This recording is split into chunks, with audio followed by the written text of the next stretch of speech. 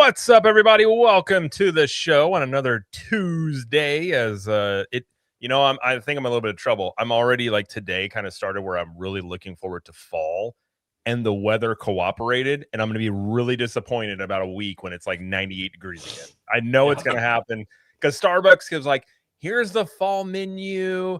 And I'm like, oh man. And then I'm like, wait a minute. September sometimes is hotter than even July. This is not going to be good for my ability. But we are getting close to fall, even though it's just still summer. But we got some interesting topics to go over tonight, including we're going to talk about Spider-Man. It did okay at the box office. I think it might eke out a profit. We'll see how that does. We got some D23 predictions that we're going to see what come to fruition here in a couple of weeks. And then we're also going to talk about some interesting moves with DeMauro. Like we were talking about, a couple when he took over. Is he going to come out the gate really strong? I think we're kind of seeing this strategy, more of a slow burn of some stuff that is going on, and whatever else pops up. Who knows what the chat's got, everybody? But thank you guys for being here. And before we get going and say hi to the chat here, we got Kiki and Luca, Mr. Seymour Duck. We got Theme Park Conductor, Juliet. We got Ben Kazuto. I think I got that right. Zakuto, excuse me. Theme Park Assemble. Lovely Alia Vlogs. I think if I got that wrong, I apologize. We got Stu, my Rick, and many more of you people. So thank you guys all for being here. Appreciate you. And we'll introduce everybody and we'll get into our topics. So Mr. Orange Grove 55, as usual, thank you for being here. Where can everybody find you out there on the lovely and never controversial internet? Yeah, never controversial, always peaceful on the internet, right? Always peaceful. But yeah, no, thank you for having me on. Appreciate you fine fellas and everybody in the chat. Ill Magic, Kiki and Luca, Juliet, Theme Park Conductor, Stu, Myrick, everybody. Thank you for joining us today. You can find me right here on YouTube talking all this nerdy goodness with these fine fellas all the time. Theme parks, studio, corporate. We got a big corporate day tomorrow, actually. We do. Disney, dude, the earnings call. That's like, woo, let's do it. But yeah, you can find me right here on Orange Grove 55 YouTube, also on X, Orange Grove 55, and on Instagram, Orange Grove 55. And big shout out to Jared for always being an amazing host. There we go. I do my best. I try not to burn the house down while I'm here, so we'll see. That's a win in my book if everything's still there when the live stream is done there. But we also have Mr. Vash Sky as well. He is off camera. We're gonna see his icon here, his lovely logo. Vash is here, I assure you. He's not a voice modulator. Vash, thanks for being here. And where can everybody find you out there? Voice modulator. Yeah, we got the voice modulator for sure. Did Soundwave arrive? Oh, man. Oh, we got it right here. Thank you so much for having me on, Jared. OG, a pleasure, Jabberwocky. Welcome to the show right here. Yes, Vash Sky ParkCast is where you can find me. It's kind of interesting because tomorrow we're actually going to have some adjusted scheduling, given that the earnings call is that morning, and we want to make way for our friends at Valiant Renegade and Midnight's Edge and a whole lot more. So we're going to go live at 3:30 p.m. Eastern, talking all about the earnings call, some extended theme park coverage there. Thursday's show should go on as scheduled usually, so 6:30 p.m. Eastern. And yeah, it should be a great week of content over here in the Vash Sky ParkCast and at Jared and OG's channels as well. Thank you all.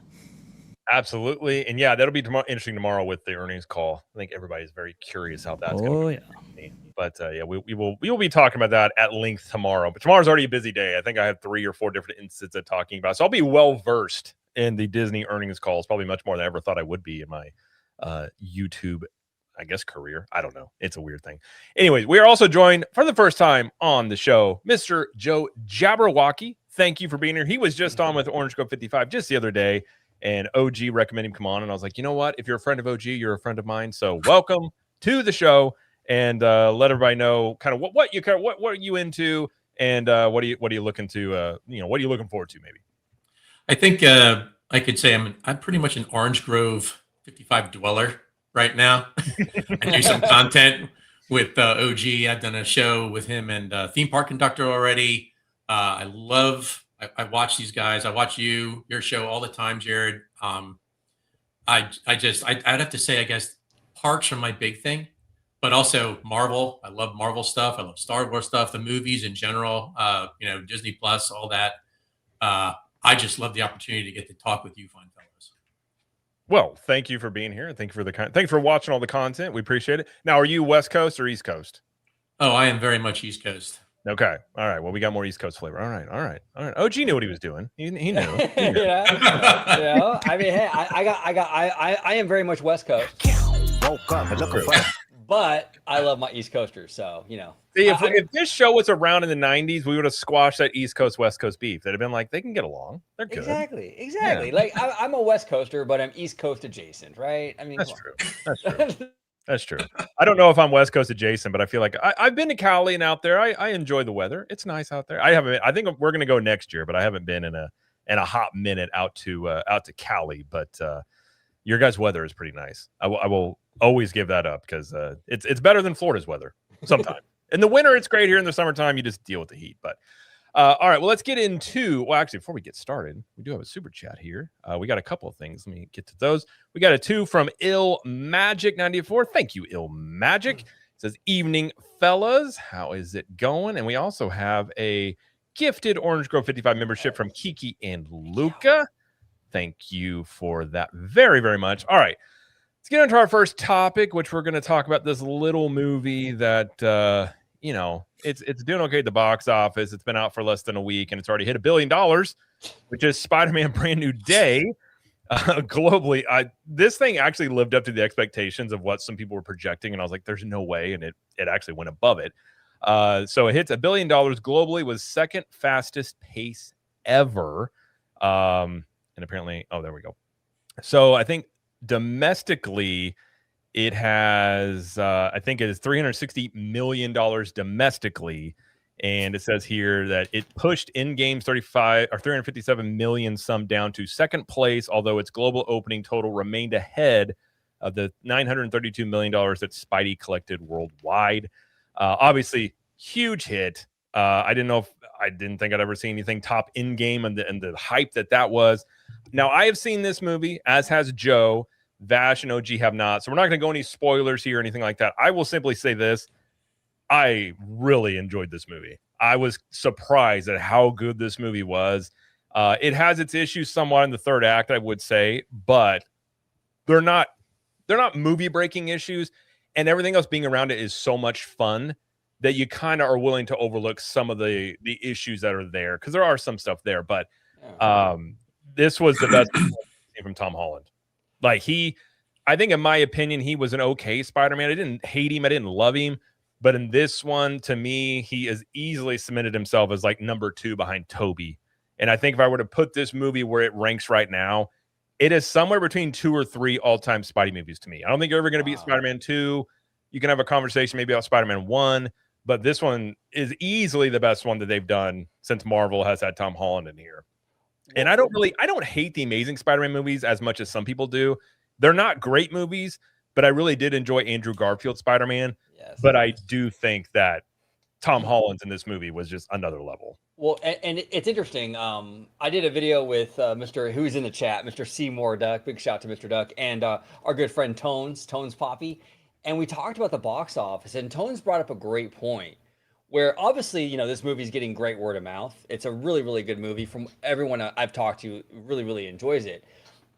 But there is a doomsday part of this equation here, which could be helping the box office for this movie, where people, and this was Tone's point, where people are going to see this because it feels like the lead up to Doomsday. I don't know. Honestly, I don't know if I agree with that. Doomsday is playing a role with this.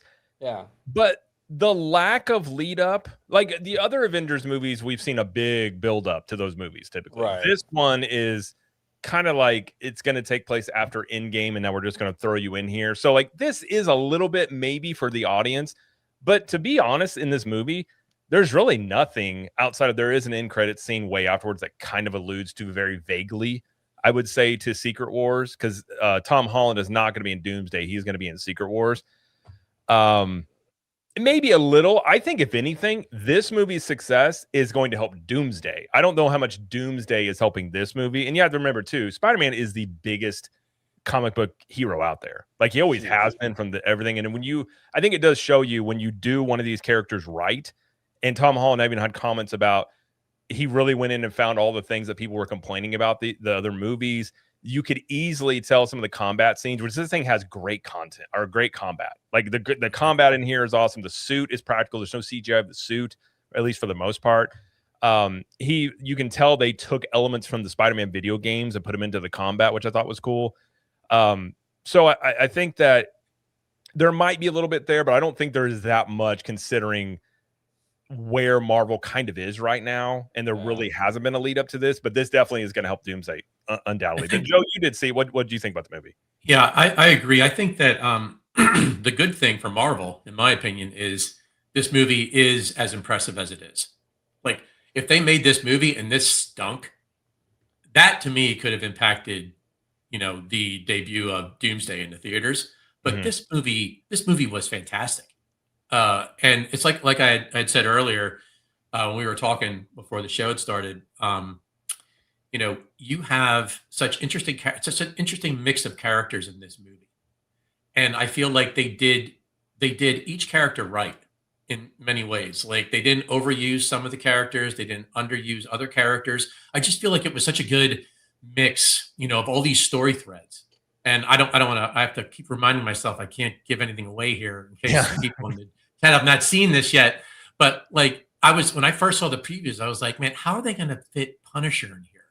And like, what does Banner and the Hulk have to do with anything? Like, and some of the other things that happened in the movie, I just could not see it. And then I go and sit through this. I went with my daughter. She loves Marvel. And when this movie ended, we were just like, holy cow. It was surprisingly great. I'm not even gonna say good. Like, it was surprisingly great to us. I have never been a huge Spider-Man guy either. Like, I think everybody likes Marvel, likes Spider-Man to a degree. But like, I've always been a big like Captain America, Winter Soldier. Like, there's other characters that I've really appreciated. This is the first time I got to say I would be putting Spider-Man up pretty high on the list of Marvel films. There's 38 of them now, I think. And that this one was this impressive, I'm just like, holy cow. And I do agree. When you say, Jared, when you say Spider-Man 2, I'm assuming you mean Dr. Octopus and Tobey Maguire. Yeah, Toby. Yes, 100%, man. That is still my favorite Spider-Man movie of all time. But this one is definitely up there. I mean, Spider-Man 2 is one of those movies. It's not even just a great comic book movie. It's a great movie. I mean, there's people that argue it's almost a perfect movie. It is really when you go back and watch it, it even holds up to today's standards of CGI and stuff. And like some of those fight scenes, like in Spider-Man 1, the fight scene with Green Goblin is brutal. There are some cool stuff in those original ones. But Vash, I know you haven't seen it, but what are your thoughts on the box office performance and what this might mean for Marvel and like Doomsday as we get on toward that? Yeah, you got to be really happy that a Marvel product has really superseded expectations. So many of them have fallen up short, especially following the ginormous shoes of and shadow cast by Endgame. A lot of people not nearly as resonant, I guess, concerning Marvel IP, Marvel products. We've had a couple of hits, but just nothing has really captured the imagination quite like the MCU's heyday. So to have something like this, I understand you have Sony involved heavily in this, but to have this pop off as big as it has is a real testament to Spider-Man himself, and maybe equating that to the fervor with the continuation of the MCU. Probably. You do have a lot of MCU incorporation here with Bruce Banner, with Frank Thomas, Frank Castle / Punisher. You got the 9 old men in there, huh, man? Yeah, exactly. Yeah, I know. I got Disney on the brain, I suppose. So, and obviously Tom Holland's Spider-Man. You got some incorporation there, but I understand Sony. Still, though, and as Jabberwocky was pointing out, to have that many characters be successfully incorporated into a film like this, it's a very tough feat. It's very difficult to actually do that, and to do that well. I think that's what maybe undid Spider-Man 3. A lot of people said, "Hey, you're just introducing too much. You're just playing too much. You're just incorporating too many elements." Versus this, it looks like they had so much to incorporate, so much to integrate, and they were able to do it successfully. So, job well done by the filmmakers, because that's not an easy task. I'll say this too, there was a lot of hype going into this film, I think partially off of those Glasgow behind the scenes kind of, amateur social media videos that were making their way out there in 2025. I remember covering it at the time, and it was just everywhere. It just flooded social media. I think that built a lot of anticipation, a lot of hype for the release of this film, because some of the footage is absolutely incredible just by itself, and we haven't manipulated it with CGI or anything else. So I think that kind of built a little bit of anticipation for all of this. Spider-Man is the number one character for Marvel, always has been, especially from a consumer product standpoint, which consumer products is the name of the game today, I suppose. So I'm not as shocked that this did as well as it has, but it is very surprising to see this. We're close to $1 billion on first weekend. You're at profitability first weekend, which when was the last time we heard that connected to anything regarding Disney, Marvel? That's just kind of unheard of, especially in the modern era for sure. So job well done to everybody involved right here. And like I was saying before, this could equate to momentum for Doomsday. It could. Yeah. But I do agree with Jared, though. That's a little undercut by the fact that Spider-Man isn't going to be fully incorporated in Doomsday as much as he will be in Secret Wars. Well, and this is one thing that I think Seymour brought this up when I did my video with him and Tones last night. The IMAX for this film doesn't debut until the end of the week. Right. So I think we're going to see a very small drop off from weekend to weekend, because people are going to go check this thing out now in IMAX this upcoming weekend. It'll probably drop off, but you're not going to see no 60% drop off. I can tell you that right now. The drop off's gonna be interesting because normally it's pretty norm for comic book movies to at least have like a 40% drop off in the second weekend. I don't think you see it that high because the word of mouth on this is great, and it does go to show you as well. You want to talk about comic book movie fatigue? On some level, it's true, but I think it's more or less bad comic book movie fatigue. Like we've seen the peak of the MCU. And then off of that, we've seen most of the stuff that's kind of hit. I mean, No Way Home was another big one when you had incorporated with all the Spider-Men that have been out there. That was a huge hit. And you've had some little things here and there. But for the most part, mostly misses that's been coming from Marvel lately. So that even adds another wrinkle into this, is why I wasn't expecting this, because the same thing is like all these characters in here. Like, is this going to be a Spider-Man movie, or is this much more? Like, I like Civil War. Not as much as most people do, like Captain America Civil War, but I would argue that's not as much of a Captain America story as it is like an Avengers light story in many ways. Yeah. This is through and through a Spider-Man movie. The other characters that are in this movie aid to the story and kind of have these elements of Peter and what he's going through in the movie. And I will just simply say, I also love the Punisher. I also love Hulk. And there is a scene in this movie where I was a giddy child. Whenever I saw I'm not going to spoil it, but somebody does a thing and he says a thing, and I was like, oh, and they right the wrong that they did, where if you remember the last time we saw Hulk, he got the brakes beat off him by Thanos in Infinity War, and never got a redemption part in Endgame, which I had a lot of problems with, and they finally learned what people want from the Hulk, I think. And then they stuck him on She-Hulk. I mean, yeah, I was just like that. I agree with you. I know exactly what you're talking about. That the part of the movie. Oh god, that was another thing that was wonderful to see Hulk the way that you want to see him. Yes, the way he should be. I'm just going to add two things to this, and the first thing I'm going to say is this was more of a grounded movie. Yes, I think one of the things that real diehard Marvel fans like Kevin Feige thinks that he can choose almost any storyline he wants, because he obviously was an avid comic book fan when he was growing up, and he could take Kang the Conqueror and have this big multiverse, very confusing phase to the Marvel saga. I disagreed with that from the start. And I always was never a great villain either in the comics. No, he was always like okay, but he never was like a Thanos level either. And they started going cosmic with a lot of their characters. And again, I feel like the more you go away from the more grounded stories, the less casual fans you're going to lose casual fans. Yeah. I just think They like this. This takes place in a city that we know. It's a a very young character. He's still, I mean, I think they're like 21 now, 22. They're young. They're somewhere around that young 22, adults. 23. Yeah. But I think, and bear with me here, I think that one of the reasons why this movie is so popular, I say it's kind of like the Titanic effect, that the Titanic movie, James Cameron, that was a big disaster movie. Lots of big special effects. I could rewatch the last hour of that movie over and over again. That was so well put together. But there's one thing that movie had that drew people to that like moth to a flame. And that was two young, star-crossed characters that were in love in a very desperate situation. I think you have a whole percentage of an audience that loves to see that. And they will go back again and again and watch that. And I think you have some of that. You have Zendaya and Tom Holland, who are a thing off camera. And now there are these two characters that have had this like story arc going on through the last three movies into this one.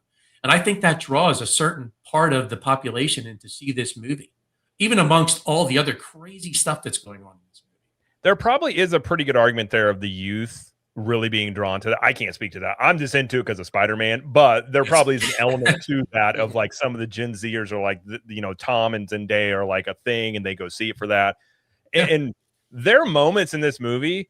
And it honestly, I think them actually being in a relationship off screen really added some elements to the performance on screen, because there were some emotional beats in this movie. And I wish I could tell you. I'm going to do a live stream. At the very least, it's going to be on Friday where we talk about this with some people. But there are some moments in this where it's like heartbreaking. And Tom, like you get that emotion from him, like his world is crushed. And I think a lot of it is because he's playing opposite Zendaya. I do think that is an element to this. Now, one thing I will also point out, you're completely right. I think this is if this movie would have came out after Endgame, Marvel would be in a much better place, because what they used to do in the comics, when they went cosmic and they got real big, and then you're like, where are you going to go with this? They bring it back local. They go wide, come back in. And they messed that up after Endgame, and it gave nobody an on-ramp to get on, because if you want to catch up, you got 40 movies to watch. And you're like, well, I don't want homework. And there was it just kept going and kept getting weirder. Like, this does ground it.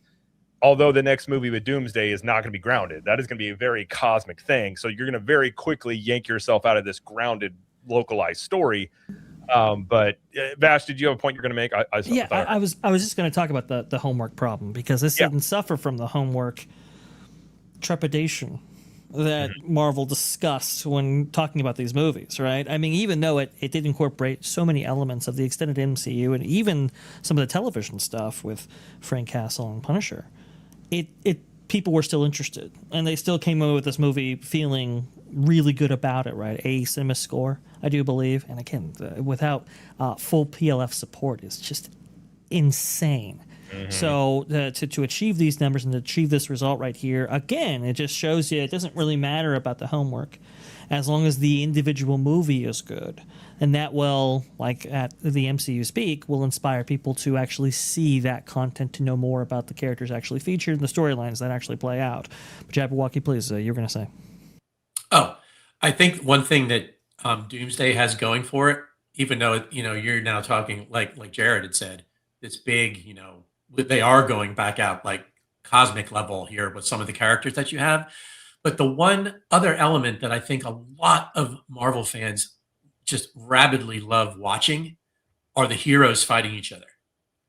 I think they absolutely love that. Tell me you wouldn't love a movie where the Hulk and Thor just go at it like for 45, just absolutely beat the what out of each other. Like, I just think that's why Civil War was so popular.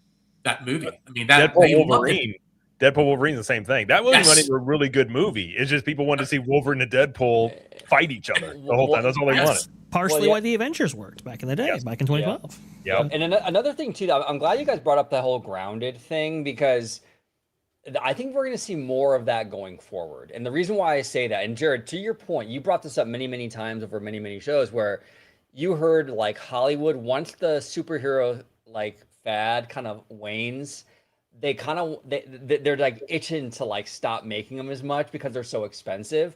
Well, anything cosmic is going to cost you a huge arm and a leg with all the CGI and all that stuff you got to do. True. You do more grounded stories like in New York City or like, like Daredevil stuff, right? It's not going to be as expensive. I mean, and all these studios, including Disney, they're looking for ways to get leaner, especially Disney. Okay. Yeah. I mean, after these movies like Dial of Destiny, a lot of these movies had massive bloated budgets. They're gonna want to lean those budgets out, and you do that with more grounded stories. So it's good for them on the money side. It's also good for us as the fans, because I think the grounded stories just feel better anyway. I've always liked more grounded stuff. They lost me with all that, and I know this is a sensitive topic, and I'm not saying this because of anything political, but like the Captain Marvel stuff. It was like she was so out there, right? And I'm like, I don't know. I couldn't get into it. Besides her and her whole thing, it was just all that cosmic-y stuff. You just kind of get pulled out of that, right? Well, they also tried to force her down your throat because you built up the MCU with these characters, and all of a sudden you get to Infinity War, and it's like, actually, she's really super powerful and cool. Here you go. And everyone's like, well, hold on a second. Like, you just can't throw this character in the midst of all of this, and we're supposed to just be like, yeah, she's as great as Thor or something. So, and her off camera didn't help anything either, some of her comments that she made. But I think the thing that is so interesting about this is, in Tom Holland's own words, he got feedback about the complaints people had. And this is what I've been screaming about for years. If you give people what they want, you will make money. And I will argue, by the way, now Marvel and Disney only get 25% of this cut because of the deal they have with Sony. So Sony's making a ton of money off this. They're probably going to make more money off this movie than they are on Doomsday, because I don't think they've even said Doomsday is not even really meant to be profitable. They're trying to get people back into the MCU, and that budget, from what I've heard, is just astronomical. Then they may eke out a profit off of that, but I think there's a good chance this one makes more money. But what's really interesting is why Spider-Man is as popular as he is, because even though he's a superhero, you can relate to him, because at least in the comics, his life kind of sucks outside of being Spider-Man. Like, Spider-Man, he has everything else that sucks. He's broke. He can't hold a job. He's got his girl. At least that's what they typically did. But everything else around him is always falling apart. And I think people can relate to that. And it's like, it's not angsty as much as it is just like a kid growing up into a man with powers, and you kind of go with that journey with him. So he's very relatable compared to some other characters that are out there. And he's got a good heart and things. So he's always been popular. You stick him in a movie that gives him justice, and you're just seeing the reaping of the reward of that. And I think this should be a lesson. Listen to the criticisms. Like, you're not going to get it perfect, but if you try, which they clearly did in this movie, because there were moments in here when I first saw there's a character that's like a police chief. She pops on screen, and I was like, oh, here we go. It's going to be girl boss time. And they didn't. They did not. She was really good, and she was more or less like his motherly figure in this movie, really cared. So, like, they just did a really good job of balancing it all out, clearly hearing the feedback. And this movie is going to make $2 billion plus probably at the end of the day. I'll add something to that too. The one thing we've been all dancing around, and I have to continue dancing around because the spoiler territory, the casting of Sadie Sink, that to me was genius. Whatever. Yeah. Well, see, I can't really say. See, I'm kind of stuck. I just can't. That's all I'm going to say. And I'm just, in my opinion, I'm just going to say that. I'm just going to leave it at that. I think there is Jean Grey's promise there. Yeah, I'm not against it. We'll see how that continues to flesh out. The issues I have with this movie do revolve around her character, I will say, and I can't get into it because that'll give spoilers away. But yeah, no. Any of the issues I do have revolve around this third act of the movie, which involves her. It kind of does. Some people are describing it as two different movies. I don't think that's quite the case, but it definitely does have a change of pace and kind of what's going on in that third act. But even with those issues, everything else going on was just so much fun. And this is the most comic booky feeling movie in that you are just in this world. And in Spider-Man's world, he has a rogues gallery of villains, and other heroes are in that world. So if you're in his world, all of a sudden he's fighting Tombstone. And there's a little montage clip of like some of these really famous Spider-Man covers. If you knew what to look for, they were there. Like Fighting the Hand, Fighting Tombstone, some of these other like Scorpion. But like these characters are in that world. And in his world, Frank Castle's there too. And so is Bruce Banner. And so it made sense in the way they did it. It wasn't a jumbled mess. It made sense, and they weren't on screen too long. They didn't eat up too much of the story. It was just really well balanced. And I wasn't expecting that because the director of this had directed Shang-Chi, which I can't say was great. And he also had directed Wonder Man, which I haven't seen, but I've heard from people that said that was actually a really good show on Disney Plus. No, but he pulled this off. He did really well. And I think Tom Holland, even he's alluded to maybe wanting to walk away from Spider-Man. There is no way they're going to let him walk away after making this much money. They will pay him RDJ money to come back as Spider-Man at this point. God, yeah. Yep. And he's going to play Spider-Man until he's like 57 at this point. Does anybody know? You're muted, I think. Nope, you're muted still. Nope, you're still muted. It's on StreamYard side. Oh, there we go. You can hear me now? Yeah. Yes. Okay, cool. Real quick, I wanted to, maybe I'm jumping the gun here a little bit. Well, actually, Jabberwocky, go ahead, because my comment might actually tie into our next topic a little bit. It's like Spider-Man, but kind of our next topic. So go ahead and finish your point, brother. You know what? I'm an old man. I can't remember the point I was just about to make. So you just go ahead and say what you were going to say. Okay. Well, oh, you know what? No, I did remember. I don't know if you guys know the answer to this question. Was Tom Holland a producer on this movie? I think I know he had writing credits. I don't know if he was a producer or not, but he might be. I'm wondering if because like I can't remember which one of you brought up the point that he listened to criticisms.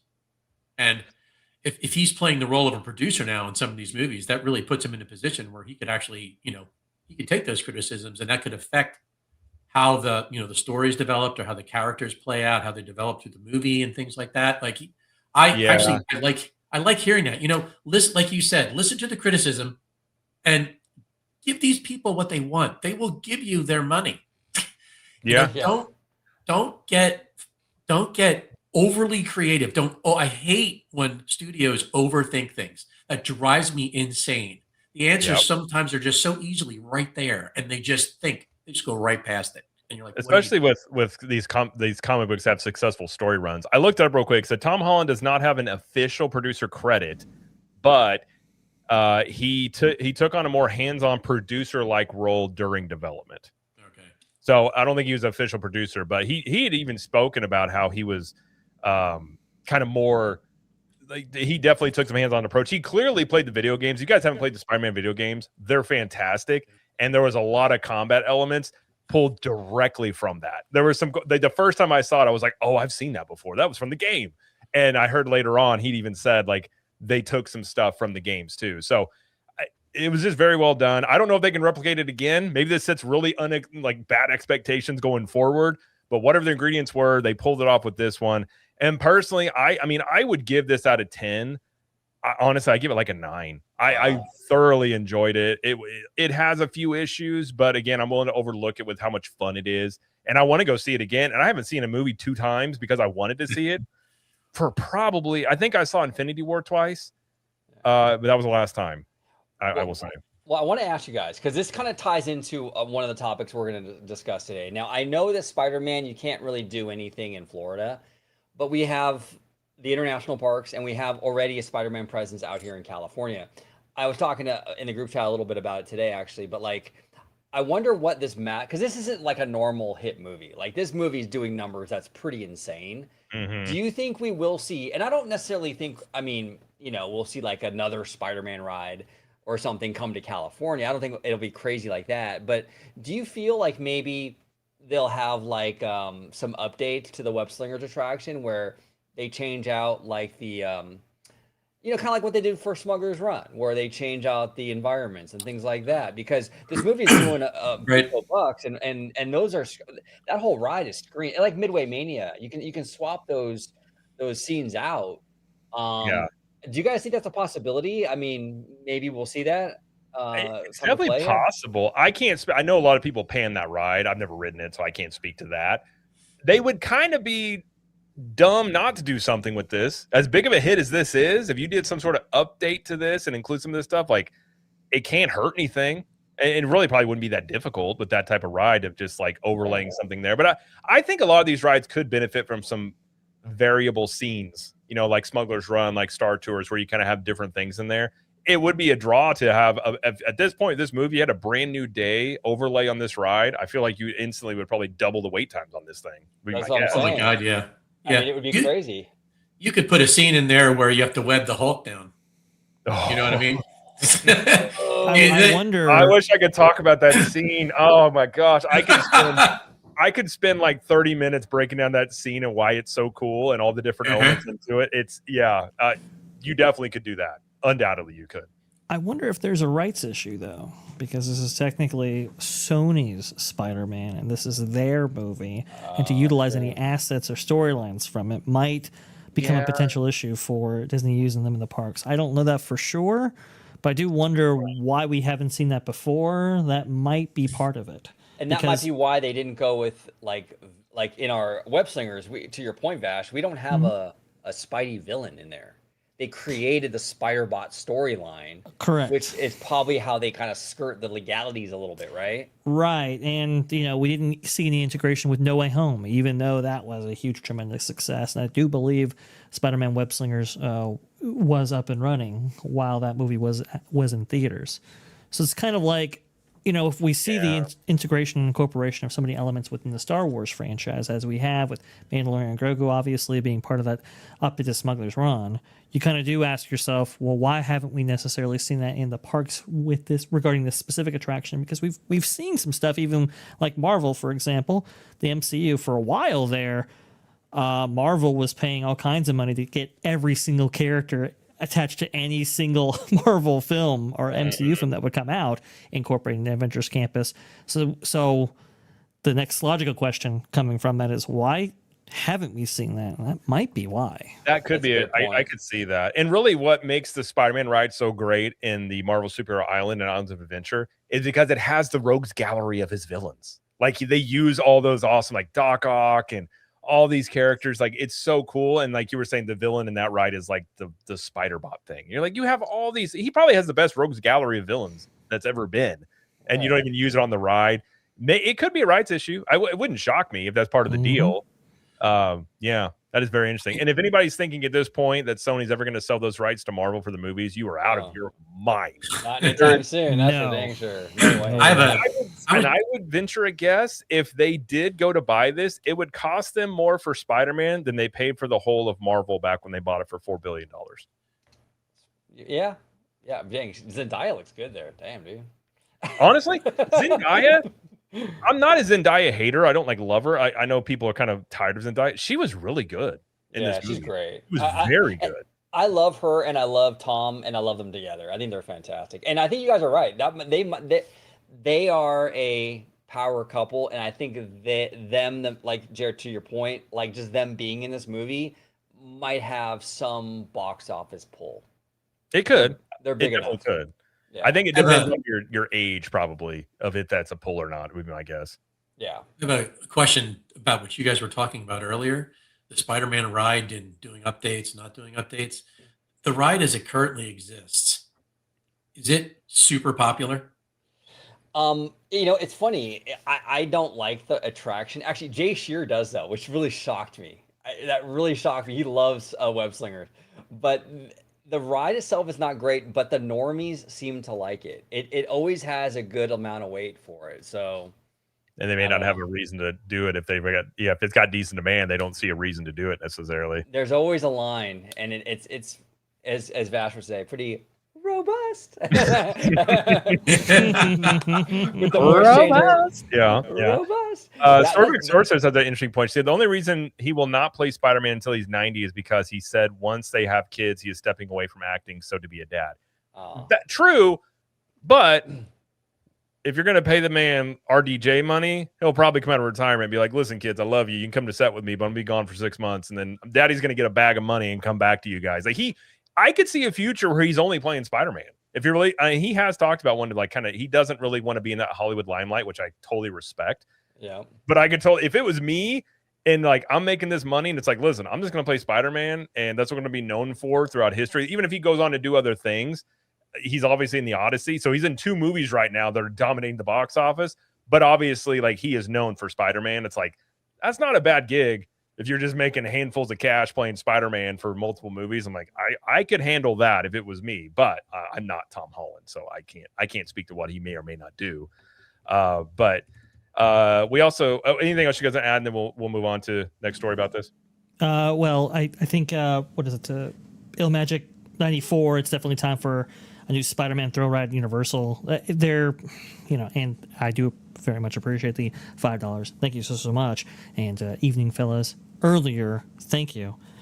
The thing about this is they're in a holding pattern, right? They're in a old we used to call it a whole Mexican standoff where nobody can really do anything from Universal's end. They can't meaningfully or substantially change that attraction without Marvel's approval. And from Marvel's side of thing, they're not inclined to allow Universal to update that attraction. Yeah. So it's kind of like, what do you do? Unfortunately, where the Spider-Man attraction currently exists, how it exists, what actually goes on in it, all of that doesn't change until Universal either opts to say, okay, well, we're going to go ahead and get rid of this entire area and end this contract, or Disney officially buys it out or something to that effect. I know that when the contract negotiations broke down last time, that's when Universal came back and said, you know what?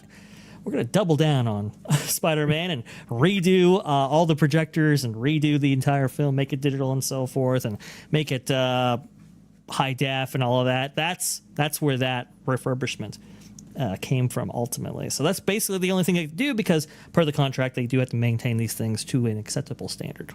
Yeah, I actually like that from businesses where it's like, oh, okay, that fell through. Fine, we're doubling down. I like that posture, personally speaking.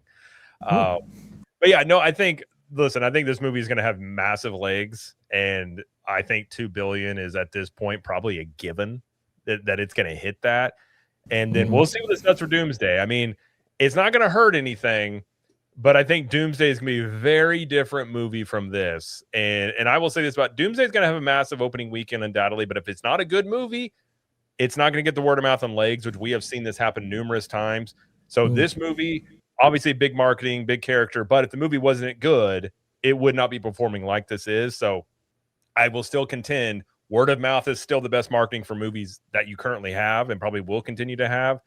And Doomsday better hold up to it, or it's going to that movie. I've been way more worried about Doomsday than I ever was about Spider-Man, because there's going to be, and in Secret Wars, there's so many people in those movies. Like, how are you even remotely going to tell a coherent story with, there's upwards of, some people said 30 to 40 different characters in these movies. Like, it's a massive amount of people. So, when Spider-Man debuted, was there another big title that debuted this same weekend, or was this like the big movie?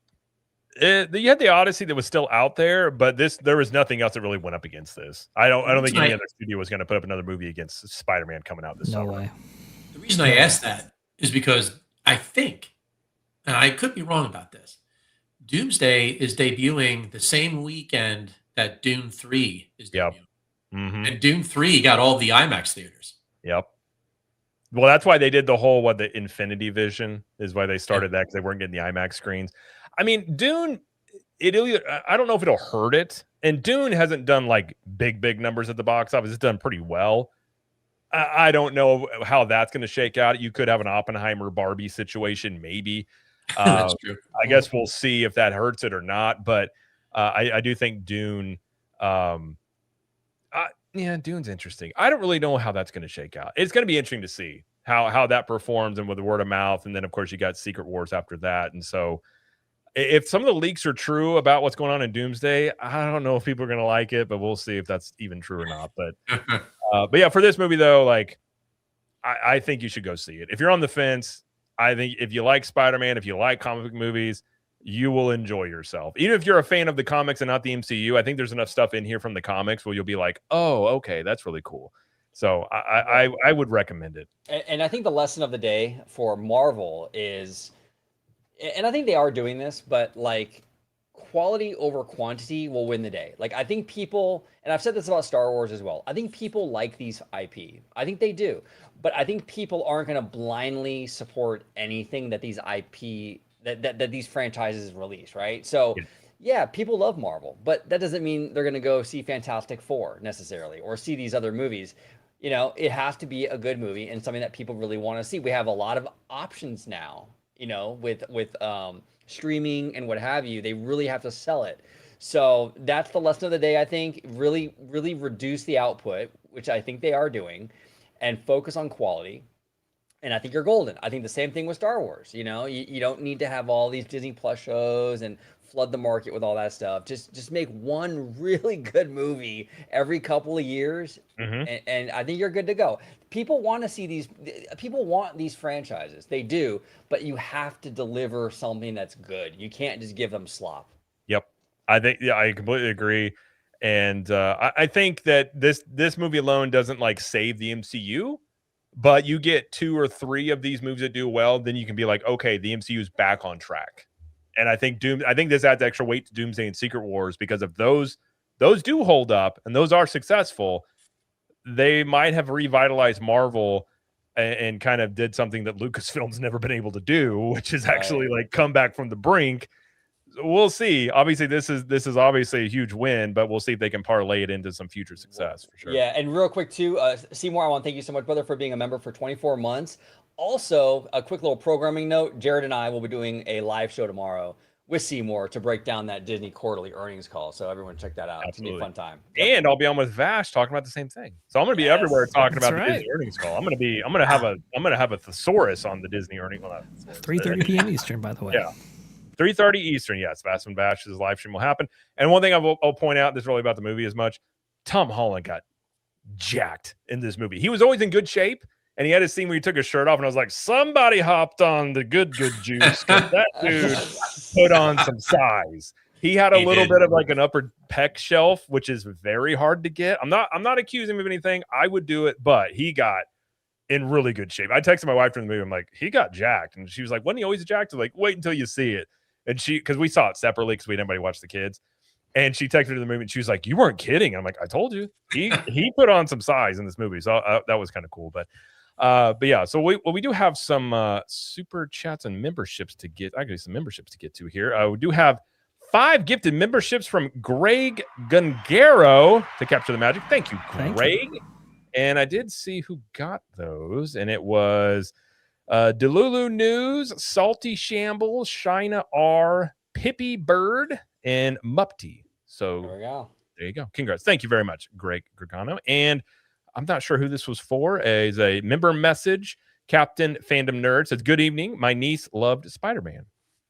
Yes. There you go. Thank you, Captain Fandom Nerd. Thank you. I do think this is a movie that kids could, like, my daughter's not into it, but I think there's some heavier moments to it, but I think they're like 10 and above. It is PG-13. So like, obviously, you know, your kid, but no, I think a lot of kids could even enjoy it too. So, but all right, let's move on to talk about D23. I don't really have a story that we're going to bring up here because we're going to go into some D23 predictions, what we think is going to happen with this, given some of the, you know, recent things we've been noticing, which might parlay into our next conversation, which is about some of the changes Tomorrow is making here. So D23 starts. Hold on a sec. We have a 5 from Ill Magic real quick pertaining to Spider-Man. I'll circle back to this. Ill Magic for a 5 says, what villain from the Spidey comics that hasn't been on the screen should be the next villain in the next Spidey movie? Oh, that's a good question. I mean, Tombstone was there. I would like to see, he was in it, but I actually would like to see a Scorpion-centric one. But Kraven the Hunter would be awesome. Now, they did a Kraven the Hunter movie by Sony that they tried to do that Spider-Verse without Spider-Man, which I was like, that's a really dumb idea. But Kraven, that dude, like in the comic, that dude's legit. Rock Blazer says Mr. Negative. Mr. Negative would be awesome. Yeah, there's plenty of rogues galleries they could bring out for Spider-Man that they still haven't. Yep. Love Venom, love Carnage. Dude, Venom and Venom. I thought there might be a Venom element to this movie. He was not in this one, but those are 2 characters that are sitting out there waiting for them to do a really cool story with. Yeah. So, I mean, Spider-Man outside, I think Batman and Spider-Man have the best rogues galleries of villains out there that you can make endless movies about and all this stuff. So they definitely have plenty they can work with. Or even like an update, like another version of Doc Ock, which I don't know if they will because it's going to be really hard to beat Alfred Molina's. Like that is, I don't know if you even touch it after that, to be quite honest. He was so good as that character. Oh, he was, and like Willem Dafoe as Green Goblin is. I don't think he even gets the credit he deserves of how he played that character, because he just that William Dafoe, like he's all halfway crazy, which is exactly what Norman Osborn is, which is this half crazy egomaniac billionaire. Just perfect. Like the scene in Spider-Man 1 where Aunt May's praying and he busts through the wall and he's like, finish it. And she's like, well, I forget part of the prayer she's saying. And he's like, oh, it's like horror movie stuff. You're like, good Lord, man. Like there were just some awesome moments from those I'm first. somewhat of a crazy man myself. Somewhat of a scientist myself. After tomorrow, I'm somewhat of a financial earnings expert myself. If there you go. Doing, yeah. But talking about D23, and thank you, El Magic, for the 5. Thank you guys, everybody, for participating and those that are super chatting. Never, never expected, but always appreciated. So thank you guys very much. But yeah, we got D23 coming up in a couple of weeks, and obviously got a big parks panel. That's always what people look forward to. There is a lot of speculation about what they might announce, given the last D23. They had a bunch of the park announcements, especially for Disney World. You got those ongoing projects, and what are they going to have to reveal at D23? I'll let you guys take it away, then I'll give my predictions as well. Like OG, Vash, you guys want to go first and see what you guys are predicting for D23? So in terms of the West Coast, I think we're going to get more detail on the current existing projects. I do believe because Jim Shull really, caused a stir with that Zootopia stuff. I think they're going to really solidify that project is still happening. So they're going to give us something, whether it be new art, maybe some kind of model to look at, something with that. Maybe more details on that Shanghai Pirates boat ride system that we're getting for that attraction. So I think we'll definitely get some fleshed out detail on that. Coco for sure. That's they're already digging the foundation for that bad boy. We'll definitely hear more on that. I'm very curious about Coco too, because it fits into a very small footprint. Is it going to be a 2-story attraction? I want to give shout out to our friend Barry Plays 28. He was talking about that in my last premiere earlier today, and I think he might be onto something with that. They might do a 2-story thing, and then we're definitely going to hear a lot about these Avengers rides.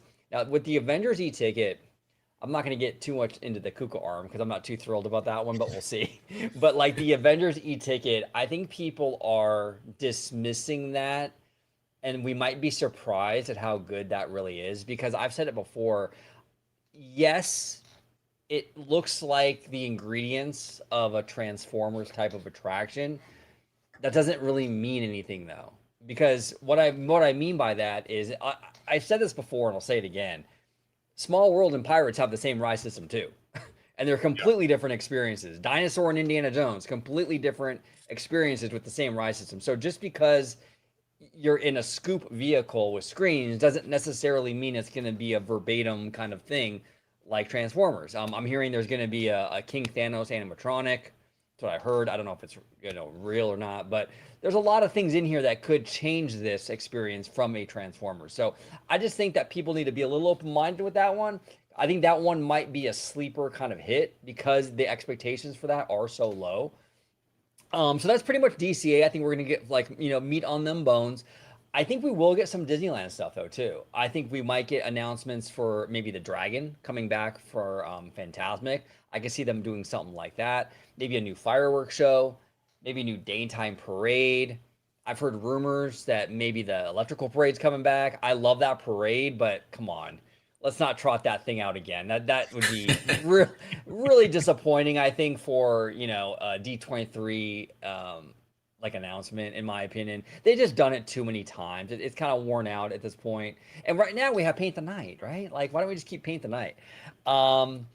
Yeah, that's kind of where I'm at. We might also hear some details. This one I'm a little bit iffy on, about the Eastern Gateway. I don't know if we're going to hear stuff about that because it's not really like a sexy thing.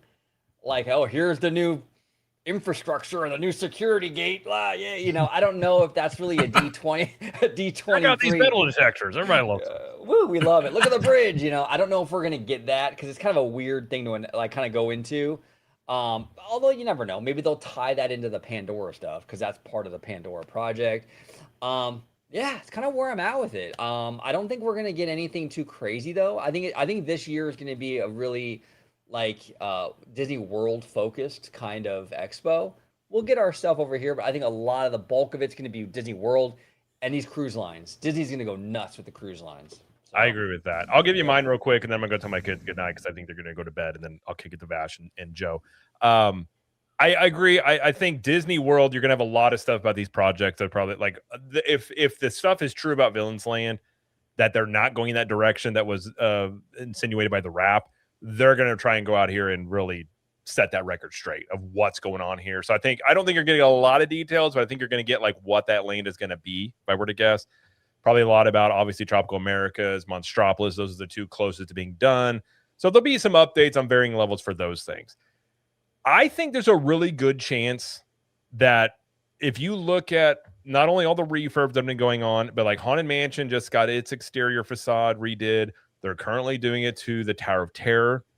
I think, and they just repainted the castle. Like there's a lot of evidence that they're going in here and really trying to polish up the park while these things are being built and kind of maybe presenting. I'm not going to be shocked if they present some sort of new era of Disney World, because I think this also is not only the things they're building, but this marketing thing of going up against Universal that is continuing eating into market share. They've got the hot stuff going on.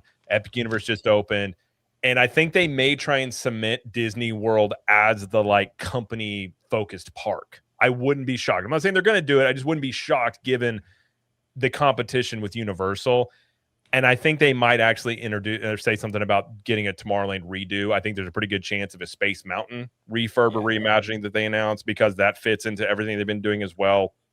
Maybe Figment. I don't know if I'd really put that on there too much, but I think you could see some more or less more announcements of some refurbs, because they're not going to announce new lands, because when would they even start building those? They're not even remotely done with ones they're doing right now. So I don't think that is really on the table, because you'd be announcing this is going to be done in 2040, and that's way too off to really announce anything for that. So I think those are realistic things they could do.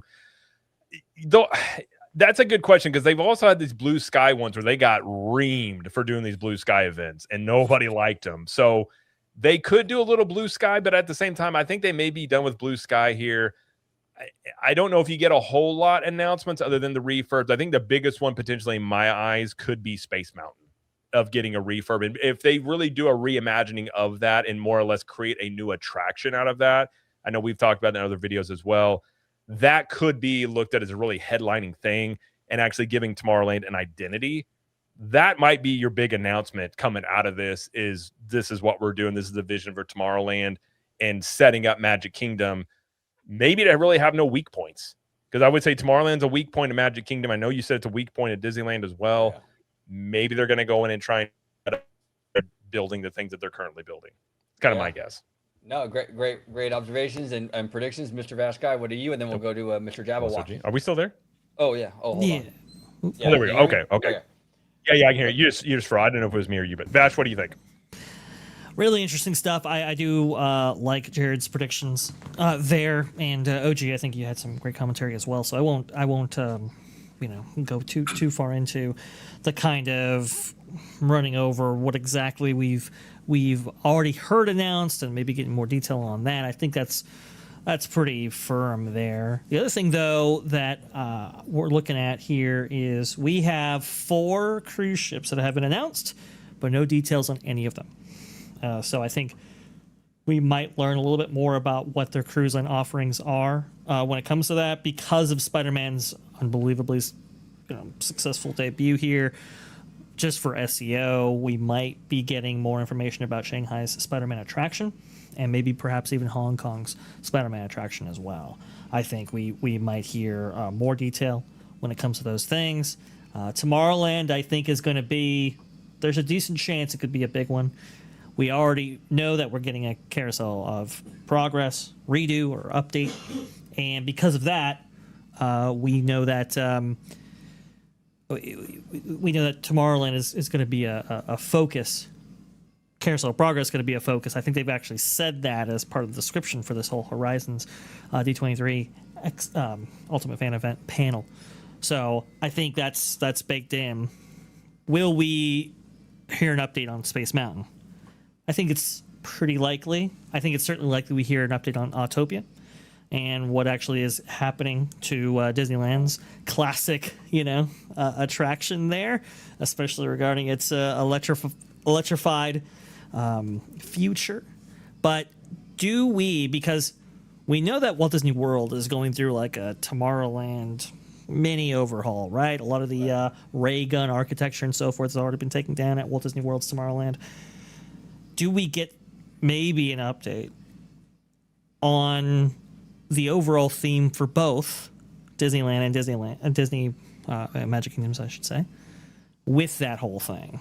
I think there's a good possibility we do, especially because that wall out there at Disneyland's been sitting there for 7 years? It's getting pretty embarrassing now. And if all that's true, right? Entrance stuff, Autopia stuff, Space Mountain, Carousel of Progress. Well, now you have a big old Tomorrowland section within that Horizons panel. Do we necessarily see People Mover as part of that? I think if there's any opportunity for it to come out, that would be it. So I think all of that you can add into the mix right there. OG, you referenced the Electrical Parade. I don't think we're getting a whole lot in terms of attractions announced at D23, but we're also not getting a whole lot in the lead up to the opening of Adventures Campus. I think it's still 2 years out, perhaps. In the lead up to Coco, in the lead up to Avatar. Those are going to be projects that are going to take a while. And so what do you do to fill that gap? This might be why we might be hearing about the Electrical Parade. Interesting. Interesting. Go ahead, Vash. I'm sorry. Because the Electrical Parade, right? It's certainly not going to take that many resources to get up and running, to get rehabilitated, and to get out there. I mean, you're talking about 70s era tech. Right. It's not the most ambitious parade that's ever been around there, but it does kind of fulfill this goal of let's have something for the summer.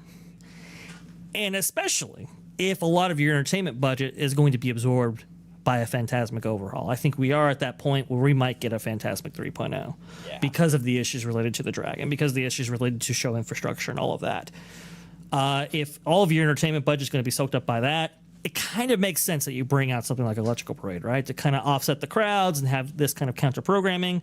And if you have both of those things, you're kind of halfway to a Summer Night-tastic 2.0.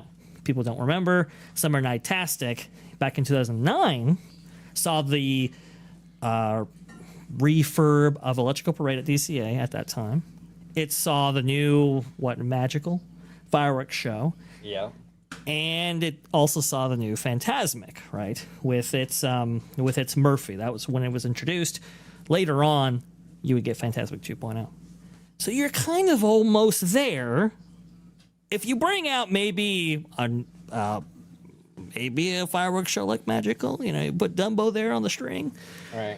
And maybe bring out World of Color, the original. Well, now you have a nostalgic-filled way of getting all of those annual pass holders and magic key holders back into the park and maintaining their magic keys. I think that might be where they're going, because it wouldn't take all that much money outside of Fantasmic. That might be what we're getting. We'll see, though. Yeah. I wouldn't be surprised. It's another interesting thing, and then we'll take it over to Jabberwocky. Another interesting thing that I think we might see here, and I don't know if they have the guts to do it because of what they did with the Rivers of America and that whole game they played, like with the whole by the way, like the Monday morning after the expo, right? But I'm curious with DCA. I've been saying for a long time, and I could be wrong. It's just a vibe, a feeling I'm getting. There's another shoe that's going to drop with that Pandora thing. I don't know if it's PhilharMagic. They're gonna get rid of that to kind of maybe, Bricky did a great video on that where he was saying you replace PhilharMagic with an Avatar sit down restaurant in a bar. I mean, it's you're making huge. Your ROI on that is crazy. You know what I'm saying? Mm-hmm. He made a really good point. I wouldn't be surprised if we get something like that. Maybe they don't announce the closure of PhilharMagic, but maybe it's just sort of like, here's the model of Pandora. Oh, and look, that lounge is right where PhilharMagic is, right? One of those kind of sneaky things. Hyperion as well. I'm not really that. Hyperion might be safe just because from what I understand, they utilize that for a lot of like, corporate events and like cast member stuff. So we might be okay with that.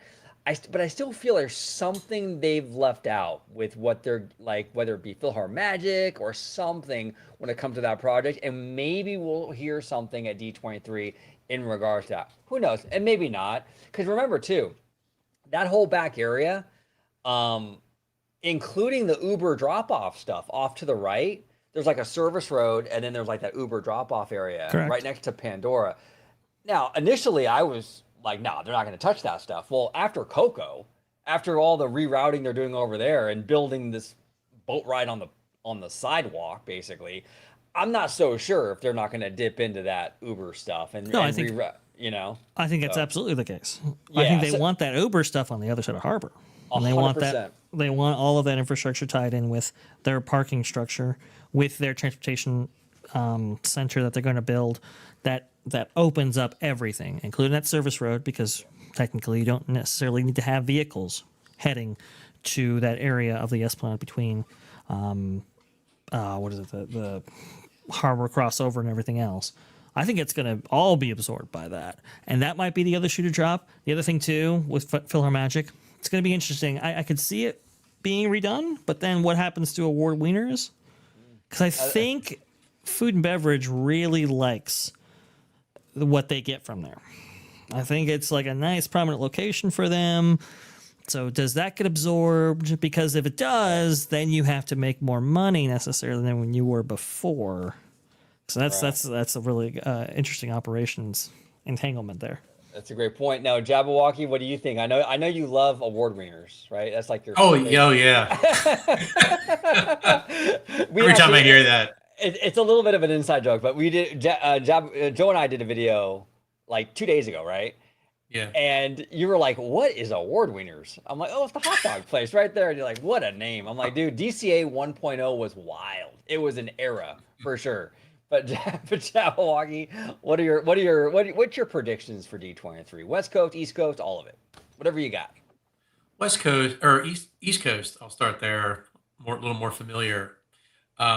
Again, kind of echoing what Vash said. I agree with Jared's take on a lot of things. I think that there's so much happening, and the last D23 that they did, they announced these lands, but we didn't get a whole lot of detail about very much anything. We got some, concept art, one piece of concept art for Encanto, one for the Indiana Jones ride, one for the land as a whole, one for Cars Land. Like it was, it got a lot of people excited, but the meat on the bones and stuff just wasn't there. And I just think that you're going to get a lot of that, like potential ride names. People have been asking, what kind of vehicles are we going to be riding in Encanto? We might finally get an answer as to what those are, what they look like. More of the story for some of these attractions, especially Tropical Americas, because supposedly that land's going to debut next year.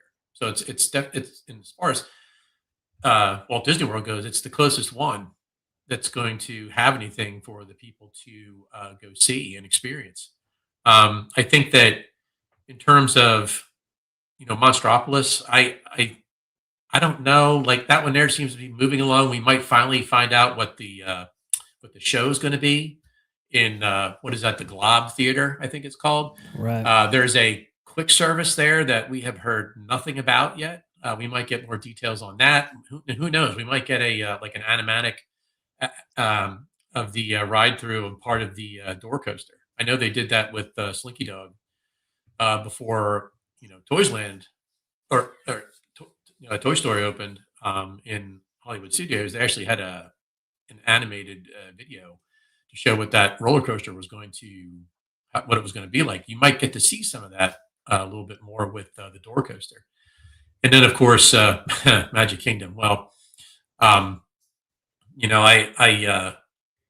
wouldn't be surprised if there was a model of Piston Peak on the show floor at D23 this year. Just to give people a little better idea of what's coming there. I just feel like they haven't really given us a lot yet. It was a very cartoony map of what Piston Peak was going to look like.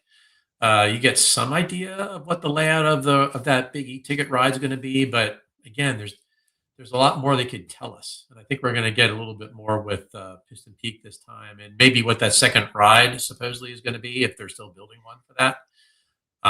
More of a spinner ride, I would imagine. Now, as far as Villains Land, I still, aside from maybe getting a better idea of what the rides might be, I still think that one is far enough off. Yeah. I just see like the next D23, that to me being the big event to showcase Villains Land. Maybe have a model there for people to see, a lot more detail about that particular section that they're adding to Magic Kingdom. And I don't know, like as far as new stuff, they're doing so much now that's debuting over the next 3 years, 4 years. The only thing I could maybe see them discussing, if you're asking me for a slim chance of something being talked about that we haven't heard anything about yet, maybe some of that would be, because I personally feel that they are not done with Animal Kingdom. If they want to profit as much as they can from that park, I do believe that at some point in time there is going to be more added to that park, because even with bringing back Tropical Americas, that section of the park back with 3 rides, it's still 3 rides. Yeah. And I know, Jared, I've seen you talk about this, where people that are ride people, there's not a lot to do in that park. There are people that love to go on Expedition Everest. They love to go on the Flight of Passage, and then of course when these new rides open, I'm certain they're going to really want to go on the Indiana Jones ride, the Encanto ride, and whatnot. But still, the original mission of the park was centered around animals, endangered species, and whatnot. But I definitely do not think if they announce, hey, there's still a future here, we still have some more to do, I do not believe any of it's going to be animal based. I just think they're going to add. Harambe needs another ride. Harambe at night. Pandora proved that too, with the attendance being number 2 to Magic Kingdom when that was newer. It did show you like that's what draws people to even that park is new attractions. Well, I think the one thing missing really from Animal Kingdom is something to keep it open later. Yeah. Remember, they had Rivers of Light there, which was part of that nighttime entertainment program that they infused into the park in the lead up to the opening of Avatar, World of Pandora. We did see umbrellas being set up in that amphitheater, the same one with kite-tails and so forth. You got to think they're not putting anything into that theater. They don't have to. I thought it was kind of weird that we were getting umbrellas in the area. Is maybe that the lead up to something to round out maybe the entertainment that they have going on in that park in the lead up to the opening of this Tropical America section. Speaking of that, if they were going to announce anything new, I could see some sort of announcement about a nighttime show at Animal Kingdom that coincides when they open Tropical Americas. I could see that. Mm-hmm. I guess my prediction would be for the next D23, because I agree with you, Joe. I don't think they're going to give you a lot about Villains Land, because that's still the furthest away. I actually don't think they're going to give a lot about the Cars area either, because that's also it's further out than the first 2 that are going to open. So I think those are going to be their first focus. I'm not going to be shocked at the next D23 when it's getting close to Villains Land, they renew a lot more stuff that they also announce as when they're going to do the in-park hotel that originally was going to be part of the plans for Villains Land. If you guys remember that whole thing they were talking about, wouldn't be shocked they announce the next thing they're going to do is after Villains Land have a hotel. Maybe it's a Villains Hotel that is part of an in-park hotel attached to Magic Kingdom. That would be the next one, though. Don't they want substantial portions of Tropical Americas to be open in 2027? If that is the case, and these things only run every other year, then this is the expo that they must bring out the stuff where Animal Kingdom connect to that land, right? You would think. Well, I think they're going to open it in sections, though. But I think it still opens majority of it. I guess. I would assume the Indiana Jones stuff would open first, because that's just a ride overlay, essentially. I would assume so too, but. Even they like this stuff to open in the beginning of summer, right before summer. Mm-hmm. Expo usually happens in August.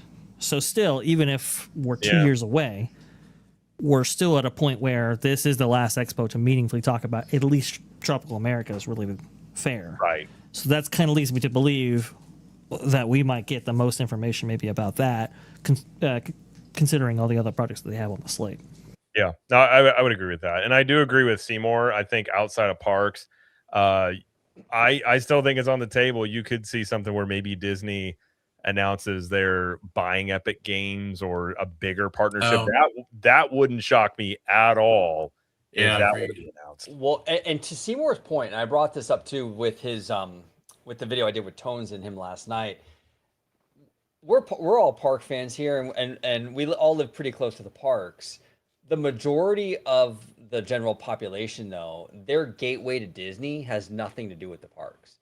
Most people don't live in Southern California. Most people don't live in Central Florida. You know what I'm saying? So most people consume Disney through Disney Plus, through the movies and all that stuff. So the gaming, you know, so that's gonna be a big focus. I agree with Seymour. I think they're really going to push that stuff. And I'm actually very surprised. I've said it before. I'm actually very surprised at how focused Tomorrow is on that stuff. Because that was my big concern going into the Tomorrow CEO tenure was like, he's just going to be super laser focused on parks and kind of let the other stuff kind of like be a little bit neglected. I'm glad that he's not neglecting the other stuff because I think the studio and all that stuff really is important. I said it before too. Disney doesn't make original attractions anymore. They don't make a Big Thunder or Matterhorn anymore. All of the stuff we're seeing here for Disney parks is all based on the studio IP. So they have to take care of that studio stuff. They have to. It's the nucleus, the heartbeat of the whole operation. So yeah, Seymour, I agree with you, man. They're gonna push that gaming stuff, Disney Plus stuff. It's gonna be really, really big, really, really big. I'll say this too. Oh, go ahead, Joe. No, go ahead. I just wanted to add one more thing because of course, the closer you get to D23, the more wild the rumor mill starts to get with things. And I see that, and I'm just bringing this up because it makes me fascinated by these rumors. Somebody on TikTok had posted some rumor saying that because Neil Patrick Harris is going to be there, there's going to be an announcement about Figment because apparently he's a big Figment fan. I think at some point in time between now and 2032, the 50th anniversary of Epcot, there's a chance that ride could finally get up. Because I'll tell you what, of all the rides I go on, that's one of the rides to me that is not up to Disney standards in any way whatsoever. It's terrible. It's a terrible ride. My kids didn't like it when they were in the age range to like it. They were just like, it's just, it's not. Now, hang on a second. We've got to first do Muppets, and then we've got to first do Carousel of Progress, and then when we do all those kind of things, then we'll get to Journey into Imagination, the one that everybody. Yeah, it is kind of frustrating that all of these things have happened before even Journey into Imagination has taken place. Well, go ahead, Jabberwocky, please. Go ahead, Jabber. Sorry. Yeah, no, Jared, I don't know. You being an East Coaster as well, you don't think they're going to make any big Epcot announcements right now, right?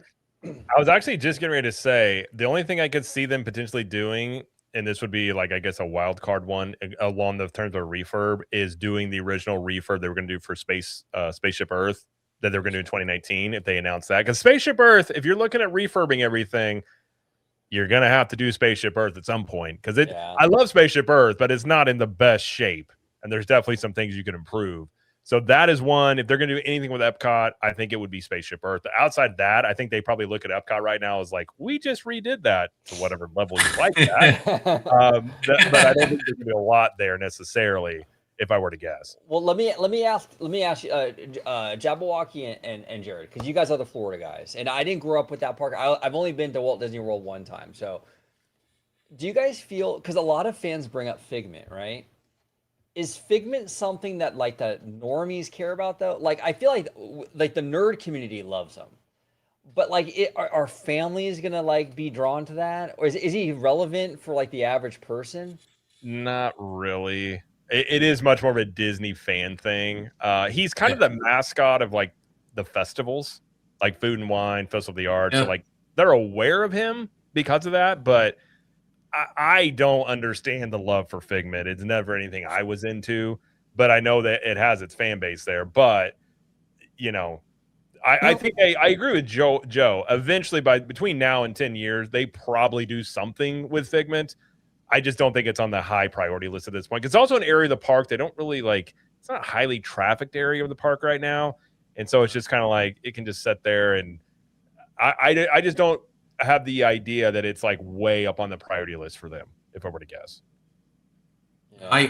I agree. I just think timing wise, when you see how they're kind of like rolling through these parks right now, they start in Animal Kingdom, then they started stuff in, with Monstropolis, and they're starting with Piston Peak, and then, eventually they get to Villains Land. There's roll through all these. And like Jared said, they just finished doing, updates to Epcot. Some of them I find very questionable, but, Agreed. It's one of these things where, who knows, if they're rolling through like this, maybe timing wise, when you're now looking in 2032, hey, we really screwed up that, and the pandemic really helped Disney screw up the 50th for Magic Kingdom. The Magic Kingdom's 50th was embarrassing.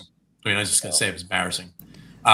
And Josh D'Amaro, I just don't see him being a parks guy. And knowing that, there's a core fan base that just adores Epcot, for what it was. There's a lot of upset people. Oh, it's not the same thing anymore. Maybe he, takes some of that and tries to give the fans something a lot more impressive in 2032 when you're ringing in Epcot's 50th. I expect, like what Jared said, I think Spaceship Earth, it wouldn't surprise me if that one still happens, that they give that a really, really, really good refurb.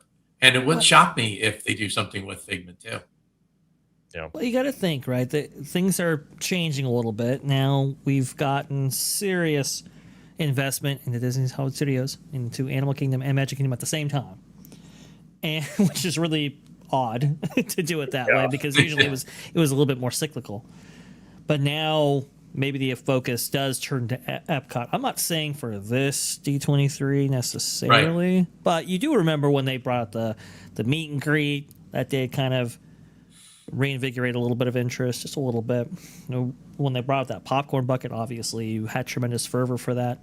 But we are generations removed, maybe a couple generations removed, from having a very relevant Figment-oriented ride. The guy that actually was responsible for the current version of Journey into Imagination, is now retiring.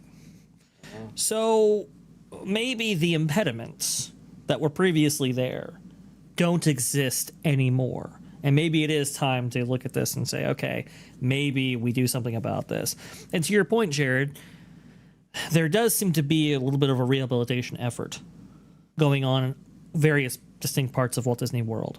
And that might also be a holdover from the 50th and some of those plans. We heard many of those plans, right? We heard a lot of rumors for a lot of years.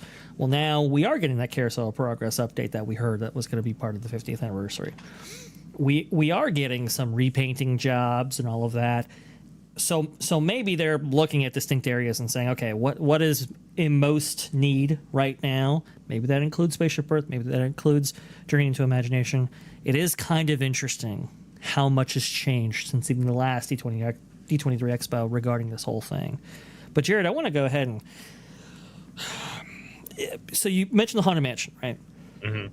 And you mentioned that they did redo the exterior, which if you look at the revitalized exterior of the Haunted Mansion, they did go 1970s with it, which is good.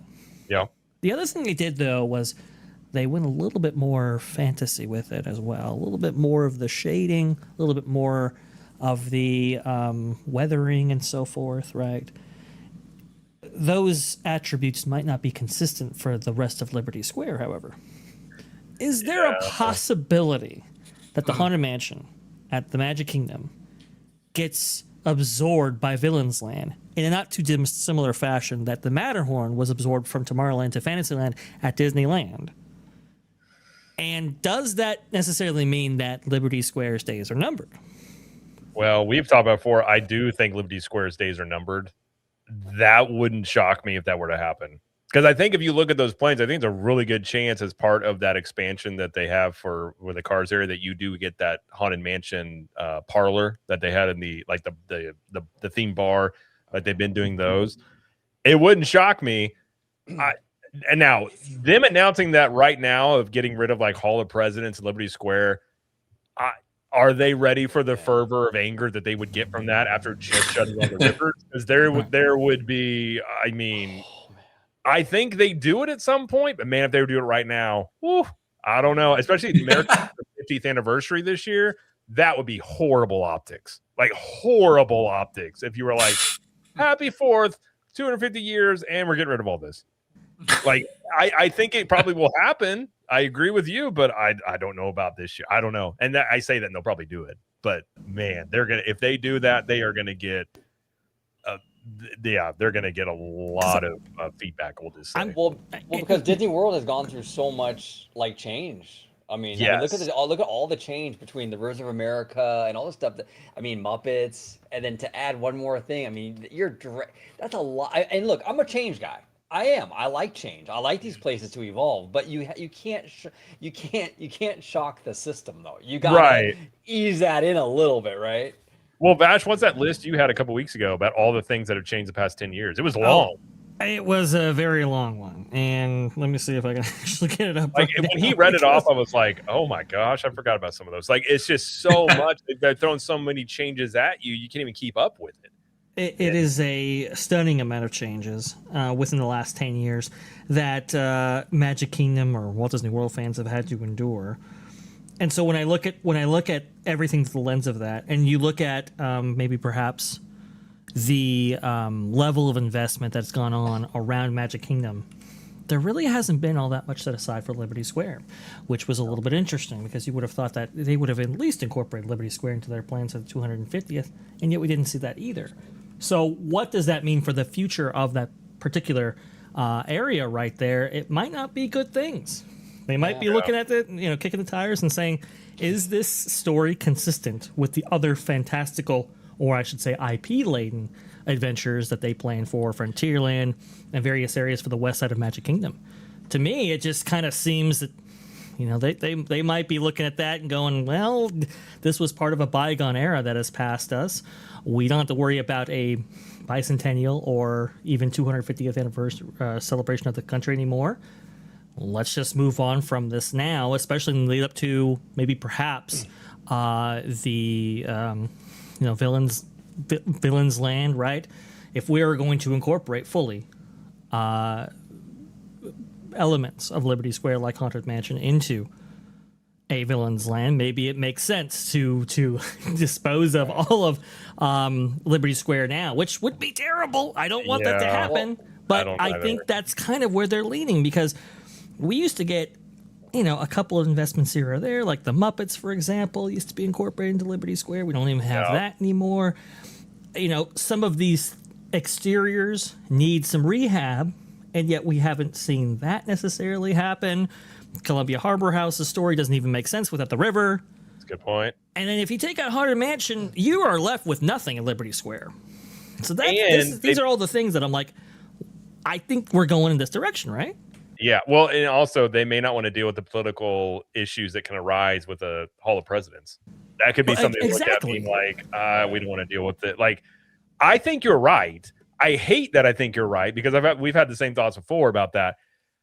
Here's the thing. I don't think they would get on stage and announce that, though. No, I think this would be the thing they did last time, where it's like, by the way, Yes, going away. Peace, see you guys, and they would no way get on stage and say that, because I just think it would be the same reaction. Probably, I don't know. Would it be a more fervor about the rivers or about them getting rid of Liberty Square? I think it would be. I think it would be because we have already the river, and now that it might even be worse because it's a build up, right? Exactly. But here's a couple different things I want to bring up. Vash said, "Kick the tires." Was that like a Cars Land joke? It might be right. And they're saying Frontierland as well. It's really, you're charting your own frontier, so not a frontier land that existed in any time, space, or element or whatever. It's now kind of not literal, but philosophical, which is kind of interesting. Exactly. But you got to think, right?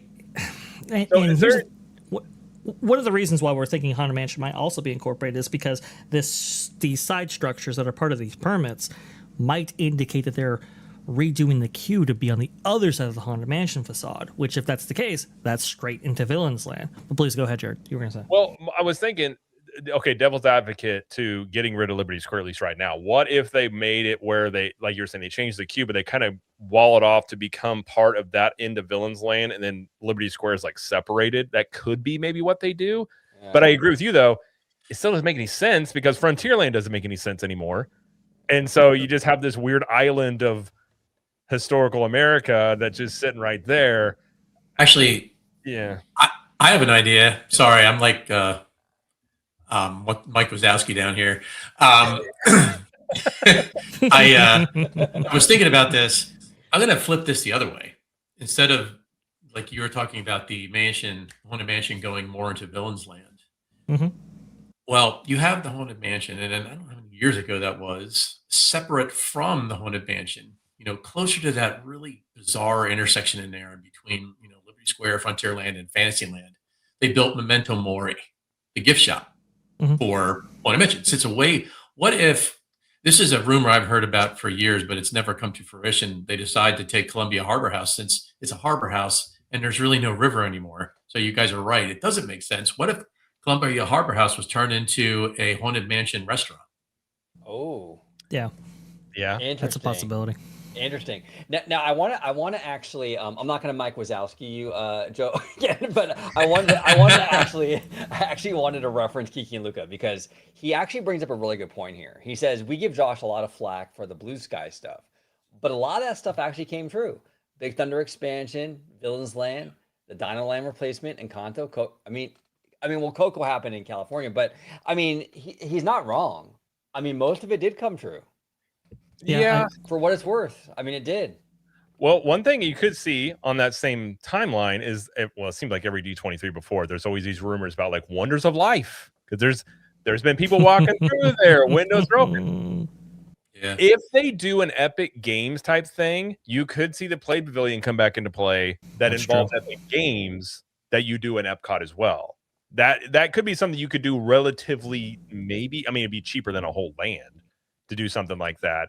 That also wouldn't shock me if they did that. But to me, that's like that's smaller potatoes, in my opinion. I don't think it'd be a huge thing, which is why I think they might sneak that in if they're going for, like, if we don't have the big booms, we got a whole bunch of little things we're going to add with refurbs and things. That could be part of it. But that always seems to pop up before every D23, which is Wonders of Life. They were walking through there. They're doing something with it. And still, isn't there an Imagineering office next to Wonders of Life in that area, FCOP? I thought there was. I think there is now. Yeah. I thought there was. Anyway, you asked for that list there, Jared. I've got it right here. Within the last 10 years, Walt Disney Worlders have lost significant portions of Disney's Hollywood Studios, Maelstrom, Interventions, Illuminations, Reflections of Earth, Stitch's Great Escape, Alan's Energy Adventure, Great Movie Ride, Splash Mountain, Country Bear Jamboree, the original version, Vision 3D, It's Tough to Be a Bug, Rock and Roller Coaster starring Aerosmith, significant portions of Disney's Animal Kingdom, including Dinosaur, Carousel of Progress, Frontierland, Shootin' Arcade, Fort Langhorne, Liberty Bell, and Oliver's of America. I say all this to say nothing is off the table. Everybody. I agree. Nothing is sacred. There are no sacred cows. All of that has been done away with effectively, at least at Walt Disney World. Vash, you forgot one thing from your list, though. Sure. Bob Chapek's Dignity. Apologize for not being the ally that you needed me to be. Yes, in the last 10 years. Walt Did Disney he World ever really have it, though, is the question, though. That's true. It's true.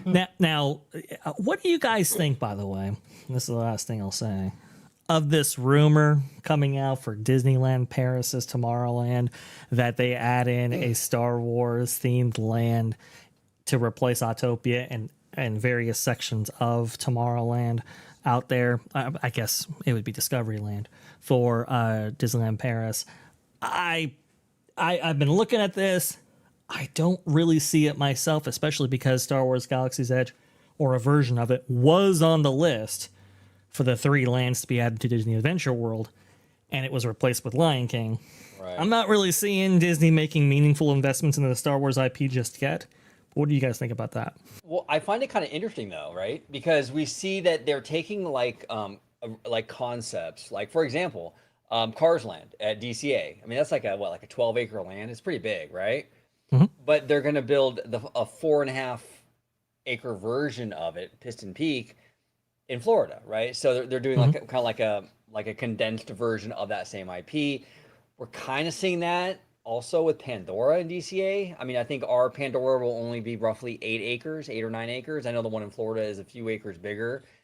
So they're kind of giving us a condensed version of that. Maybe that's kind of the direction they're going in, where it's like, okay, maybe we don't dedicate 12 to 15 acres on one IP. Maybe we do 6 or 7 or 5 or 6. So I can maybe kind of see it in a way. I mean, I don't know. Star Wars, you're right though, Vash. I mean, in terms of like, you know, we haven't had a huge hit lately with that franchise, but in terms of like as the trends with the park division though has been going lately with their IPs and kind of like giving us these little bite-sized versions, so to speak, of these other of these IP, it could happen. It might happen. I don't know. And maybe that's a testing ground. Maybe they'll see like, okay, you know, maybe the 15-acre Star Wars land was a little too big for this, but maybe a 6-acre one might be more like maybe will be better received. The only thing about that is if they do that and it's actually a better than Galaxy's Edge that we have on both coasts, that immediately people are going to be like, what the crap, bring that over here. So where Star Wars is, I'd kind of be shocked if they did, to be quite honest. There is that area between Star Wars Galaxy's Edge and Toontown, at least at Disneyland, that exists as a potential expansion plot for Star Wars Galaxy's Edge. Conceivably, if they do something maybe small scale, small enough to fit in that space, this is a testing ground to not only add something to Disneyland Paris, which I think hasn't received anything since the 90s, which is crazy to me. I mean, it's wild. But maybe perhaps providing that kind of like, okay, well, this was obviously a big hit internationally. Let's bring this home to Star Wars Galaxy's Edges, both at Disneyland and Walt Disney World. That's the only really way I can see it. Because I think they knew, and that's why they went with a completely different direction with Lion King, that the Star Wars Galaxy's Edge model didn't quite work out to their best expectations. So I think they're looking to rebrand when it comes to Star Wars parks going forward. Yeah, I think we talked about this, or OG and I talked about this. I feel like Bob Chapek, he had made the decision at that time to basically rip out a lot of the, you know, what would have given that land like its heartbeat, you know, like its soul, make it feel like it's more alive. There were supposed to be roaming characters, or, you know, Bob Iger stood up on that stage and said, you know, it's going to be an active spaceport. Well, it couldn't be any more farther from an active spaceport. When you walk into that land, it just feels like, it's like, where the heck did everybody that, you know, works here go? you can hear hear them. Yeah, they decided to put it in a Star Cruiser. Is what they decided to do. All those things that they said they were going to do, they're like, actually, let's tuck this into a $5,000 hotel stay. Oops, that didn't work. I actually like what OG was kind of saying. I don't like copycat lands. I'm not a big fan of that. It doesn't bother me that we're getting like a 4.5 acre Piston Peak, because for one thing, it's not, you guys have Cars Land. I mean, you have, you know, places to eat. You have 3 rides total, I think. That Cars Land ride it's exceptional. The fact that we're getting something wildly different, you know, I love that. I love that it's different. And, you know, to Vash's list, I'll be honest. I only ever started going to Disney in 2009, like right before New Fantasyland happened. And then after New Fantasyland, then you had to change to Disney Springs, Pandora, then you had to change to Hollywood Studio. It was just change after change after. That's kind of what I'm used to. I actually like seeing these places evolve and change. So I'm not going on, you know, this ride for the 5,000th time that I know like X number of years from now, hey, they might redo this part of the park. And I think, I guess you were talking about, was it Disneyland Paris, Adventure World? Is that what you were talking about, Vash? The lot of land is there? Yeah, Disney Adventure World. Remember, they had a plan to bring a condensed version of Star Wars Galaxy's Edge, I think omitting Millennium Falcon Smuggler's Run with its facade, but with a version of Rise of Resistance for that third land. So the first one was Marvel, the second one was Frozen, the third one was supposed to be Star Wars. And then that came off of the list, mysteriously, and then they announced that Lion King was going to take its place. That's kind of... I wouldn't mind a smaller version. I mean, if the attraction itself is really good, if Disney is not willing to put the money in to have, you know, live, actors, roaming about, or having, droids roaming about, or, creating kind of this like living story that's going on around you. If they're not willing to do that, then what's the point of building a 15-acre space where they just populate it with sound effects of ships that are taking off somewhere, even though you can never see any of them? I just don't. And again, I like the differences. I don't. If they made an exact copy of Galaxy's Edge and put that in that park, the exact same thing, that to me is one reason less why I want to go to that park. Because I could do that here. Yeah, and I think that's the compromise. I think because I think the diehard fans like ourselves, we all want the no IP original attraction stuff, right? Like the haunted mansions, the pirates, all that stuff. Disney's like, well, okay, let's not get crazy, right? We're gonna have our IP in there, but Absolutely. right. But what we'll do is we'll compromise with you guys. We'll do an original. We'll do the IP, but we'll do original concepts around these IPs. So we won't clone stuff verbatim. We'll give you originality, but it's still going to be IP. Well, and then you get the worst compromise of all, which is Star Wars Galaxy's Edge, which is, well, it's going to feel like Star Wars, but not really, not fully. It's going to leave out a couple of things there. Yeah. Which I think if they were going to do an iteration of Star Wars for the modern era, it might be closer to the familiar rather than the unfamiliar that Star Wars Galaxy's Edge gave us. So that's why I really very much doubt they would give anything like Star Wars Galaxy's Edge, size, scope, whatever, for Disneyland Paris' Discoveryland. What's most likely going to be, if they do go forward with something like this, something far smaller scale, but connected to what is familiar, maybe Mandalorian Grogu, maybe original trilogy kind of era stuff, but something that's wholly different. And we kind of see that a little bit with Star Wars Galaxy's Edge currently, right? They've at least Disneyland, they've shifted it. And I think they'll continue to shift further. Well, so are the you original saying trilogy? Oh, go ahead. I was going to say, so you're saying they're going to do an Acolyte Land? Is that what you're saying, Vash? Yeah, exactly. That's exactly what Land, he's saying. That's the exactly power of one. The power of one. You're like, oh, I feel like I'm there. It's terrible in here. The power of many. But Vash, I think you're onto something with that, man, because the Mandoverse, as they call it, right, is basically the OT era. It doesn't take too much. It doesn't take place too much longer after what Return of the Jedi, if I'm not mistaken. Not too long, yeah, like 5 years, something like that. And so we saw that with Smuggler's Run, right? Exactly. So they could do OT with Mando. I could see them. That would be probably the era for sure. It's like the great value version of the OT, though. It's just like, it's kind of there a little, somewhat. The packaging's not very good, though. In spirit, in the Force, it's there, right? Right. No. Right. Yeah. By the way, I could see them announce them doing to Disney World's Galaxy's Edge what they did to Disneyland at D23. Yes. Yeah. That I could see them announcing because they're going to. Yeah, that's a good point. Yeah, that's a good one. The music makes a huge difference in that land. I mean, if they just did that music alone, I mean, they theoretically wouldn't have to really add anything else. The music just adds another. I mean, how do you have a Star Wars land without the Star Wars music? It makes no sense to me. It's the music is a character. The most basic thing you could do is to do that, and you're like, you didn't even do that. Like out of all the things you did in it, But there was a custom score that was scored by John Williams that you never hear that they put in. That's the John Williams music. You're supposed to put in your AirPods and walk around the land with the music in there, and that's your music. That's there you go. Dude, I'm telling you right now, if John Williams made me a theme song, I would be walking around with speakers on my shoulders. Absolutely. Boombox in every room. Yeah, I completely agree. But we'll see what D23 brings. That'd be well, of course, we'll do a recap of whatever they do announce. And I know OG is going to be there with some like theme park conductor and some other guys are going to be there. So I will see if we can get some, on the ground coverage of what's going on there. But listen, John's really upset about this thumbnail. I'm sorry if you don't have the budget for Spider-Man outfits, but we took that picture. I don't know what to tell you, man. Like, we all lined up. And, well, Jared called me. He's like, "Hey, we need you to be in studio. We need you to, get on the costume." He shipped it to me overnight for that specific thumbnail. It happened. Listen, these things happen. Well, and I mean, John, to be fair, I mean, I'm just glad your profile pic is not AI, you know? So that's I am too.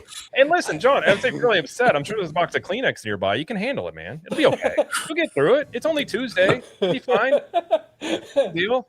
I know it's impressive to see some Spider-Man on your screen, but you know, like don't get upset about it. It's no big deal. Hey, you know, I mean, those suits, I spent time trying to get into that. It takes a little time. It's a little tough, yeah. And I didn't have any padding in mind. All right, I just wanted the real effect. You know, I couldn't climb on the walls, but other than that, you know, it was good. Absolutely. We'll see what they announce for D23, and it'll be very interesting. Maybe they'll wow us. I don't know. I'm going into it with like rather. They'll do some stuff. I'm not expecting much. Maybe they'll do more, but maybe they won't. They'll wow us with wow. Look at what we're losing. Wow. They should do the Owen Wilson. Wow, that's amazing. We do have a what? Wow. 50,000 Vietnamese dong. Well, look at this guy. How do you know that? I pay for many things in Dong. All right, I always ask all the time. I'm sorry. Thank you, Longarua. Says with universal speed, I would laugh like actual hyena if Poke Park at IOA, I think it means Pokemon, finished construction and somehow Piston Peak still hasn't gone vertical yet. Yeah. You say that, there is going to be, I think these Epic Universe expansions that those permits just got approved, they're going to start on those soon. The coaster's going to be done quick. I actually think it's a legit possibility that Pokemon is done before Cars Land. They are moving so fast. I mean, people are like, "What? You can see it being destroyed," and they're like, "We don't care. We want this down as soon as possible, up as soon as possible." There is a real possibility that Poke Park, you know, soars over Cars Land. I was waiting. I'm a little disappointed, Vash. I gotta be honest, man. When you said that was Vietnamese dong, I thought we were gonna have B-roll of Vietnamese dollars. It being printed and everything, like right. Come on, bro. I'll add it to the list of B-roll that I need. For sure. Tomorrow for the live stream about the earnings report, you're just gonna have like live feed into the room of like, how did you get this, Vash? It's like, don't ask me questions you don't want the answers to. Like, that's fair. I don't want to know, but I love it. All right, let's move on to our last little thing we're going to talk about here, which I find this very interesting as to what is going on with this. And let me find my article that I had about this. I didn't have one. Hold on. Speak amongst yourselves. Let me find the story real quick. Really, quite interesting stuff. Yeah, do make us B-roll king. Yeah, in prep for this show, that's what I was working on. All that Spider-Man roll and maybe some other stuff as well. I love it. Yeah, we got a very interesting next couple of weeks, man. Like this D23, we're gonna hear. It's gonna be very interesting to hear like the details for these existing projects and the direction they go with all this stuff. I think it's gonna be a lot of fun. What do you guys? I can't. Okay. I was going to say I can't wait for all the content that you guys put out. It is just going to be a tsunami of content, just day after day of new show, new episode. It is going to be so much fun. Oh yeah. Do you guys? I agree with Remy D here. We need a proper frozen land in the States. I'm surprised they haven't done it yet. Like in Arendelle, they would make so much money. I'm shocked they haven't done it yet. To be quite honest. All right, I found my story here. Were you going to say something, Vash? Well, maybe we should hold off on that because it's a larger. Well, I guess it's a good transition into this. Perhaps, you know, what do you guys predict for tomorrow's earnings call? Now, obviously, this is going to be a huge story of that day. But please go ahead, set it up, Jared, and maybe we can get predictions around after this story. We'll throw that in there with that because that's a good that is a good idea there. So there's some interesting things we talked about with Josh tomorrow coming in as CEO. Was he gonna make some big moves right off the bat, and then not a ton of stuff right off the bat, but we are seeing some smaller changes. Obviously, Disney World president's changed. Thomas Masloom's head of the experiences division. Certain people being retired early that I don't think that was actually them wanting to retire early, but that's happened. And then a lot of stuff's been talked about over the years, and Bob Iger never did it, which is spinning off some of these linear assets that are just depreciating. OG's called it a melting ice cube. They're not going to go up in value anytime soon. So a lot of people have been wondering, does Disney pull the trigger on this? And we might have, at least in my opinion, this may be the first sign of something, is that Disney is selling their A&E global media stake to Hearst. And I think it's for like $2 billion or something, maybe $1 billion, somewhere around there in cash. Okay. So do you guys think that in, say, the coming 2 years, Disney starts shedding a lot of these linear media assets? As I think it could be a change of, like, Bob Iger, I think it could be a generational thing where he came up in that type of world. So like he has a lot more of nostalgia, maybe a little bit more of a view on it, versus tomorrow coming in a little younger, views these things very differently and decides to get the company leaner and more focused. Cause that's also what Josh has been saying, like Disney One and all this stuff. And I don't know how much the linear assets really are, quote, Disney first. Do we see more of this? I think you do. And I think you bring up a great point, Jared, in that Bob Iger came from ABC. That's how he started at Disney, was from when Michael Eisner purchased Cap Cities ABC in the mid-90s. That's how they inherited Bob Iger. He started as a weatherman over there at ABC and all that stuff, and he worked his way up, right? And then he eventually became CEO of Disney. Bob Iger has history with linear TV, network television. I think there was a definite effort on his part to kind of cling to that, right? Because, I mean, he has a lot of personal stuff tied to that. Josh D'Amaro is a young dude. He's in what, like his mid-50s? He didn't come from television like Bob did. He's not as invested like Bob is. Marry that with the fact that, like, it's a melting ice cube. I could see them getting rid of some stuff. I could absolutely see it. You know, maybe not all of it, but unloading more than what we're seeing now. Yeah. You heard. Okay, Jabberwocky, please go ahead. I was just going to say real quick, Vash, because I know you're going to have like 10 times more things to say about this than me. I don't follow this stuff as closely, but if you just look at it from a logical perspective, I don't understand why the company would want to continue trying to, bring linear along, because to me, it's not a growth opportunity anymore. That type of entertainment. It's not anything that, to me, that's really growing. And I agree completely. OG, I think there was some sentimentality there with Bob Iger, because that's where he got his start. It's funny that you say, I know a fan site out there that most of the members on the fan site, they hate Bob Iger, and they actually jokingly call him the weatherman. They don't even call him by his actual name. They refer to him as the weatherman. Side subject. What's this website you're talking about? I'm just curious about it. I might go join it. Oh, it's WDW Magic. Oh, okay. Yeah, I was just curious. Go on. I was just curious. Jared is not the biggest Bob Iger fan. So I was the president of the club before anybody else decided to join in. Everyone's like, Jared's crazy when Bob Iger comes back, and I'm like, he's not going to do anything. He did get rid of hotel parking fees. Outside of that, he did nothing because he was in charge and Bob Chapek was there. Sorry, rant over. Go on. My apologies. I didn't mean to interrupt. No, I mean, I don't have a lot more to add to it. I just don't see it as something that's worthwhile to continue investing in. It's just, to me, it's nothing. It's older media, and I just think that its time is slowly coming. And it wouldn't surprise me now with Josh D'Amaro in place. Now, is Bob still hanging around? Bob is still. He's got his golden cardigan around. He's still there. He's still under contract. I think he's on the board as well. He's still under, he's still on Disney's payroll, so he's still there. Until December, right? I believe, Vash? I do believe so, yeah. Until that golden cardigan gets hoisted up in the rafters at the Honda Center for his Legends Award. Don't forget the Bob Iger Excellence Award that they're going to premiere this year as well. It's another. That's true. That's true. Got to have that in the Bob Iger building and everything else. Yeah. It's amazing. No, well, remember Bob Iger floated the idea, right, of maybe ABC and the other television assets, the linear assets, not being part of core. I think is what he said. And he got a lot of pushback from that, from the media intelligentsia and everybody else. So we backed off on that. But even back then, Bob Iger, during his second reign, was floating the idea of possibly sidelining those elements.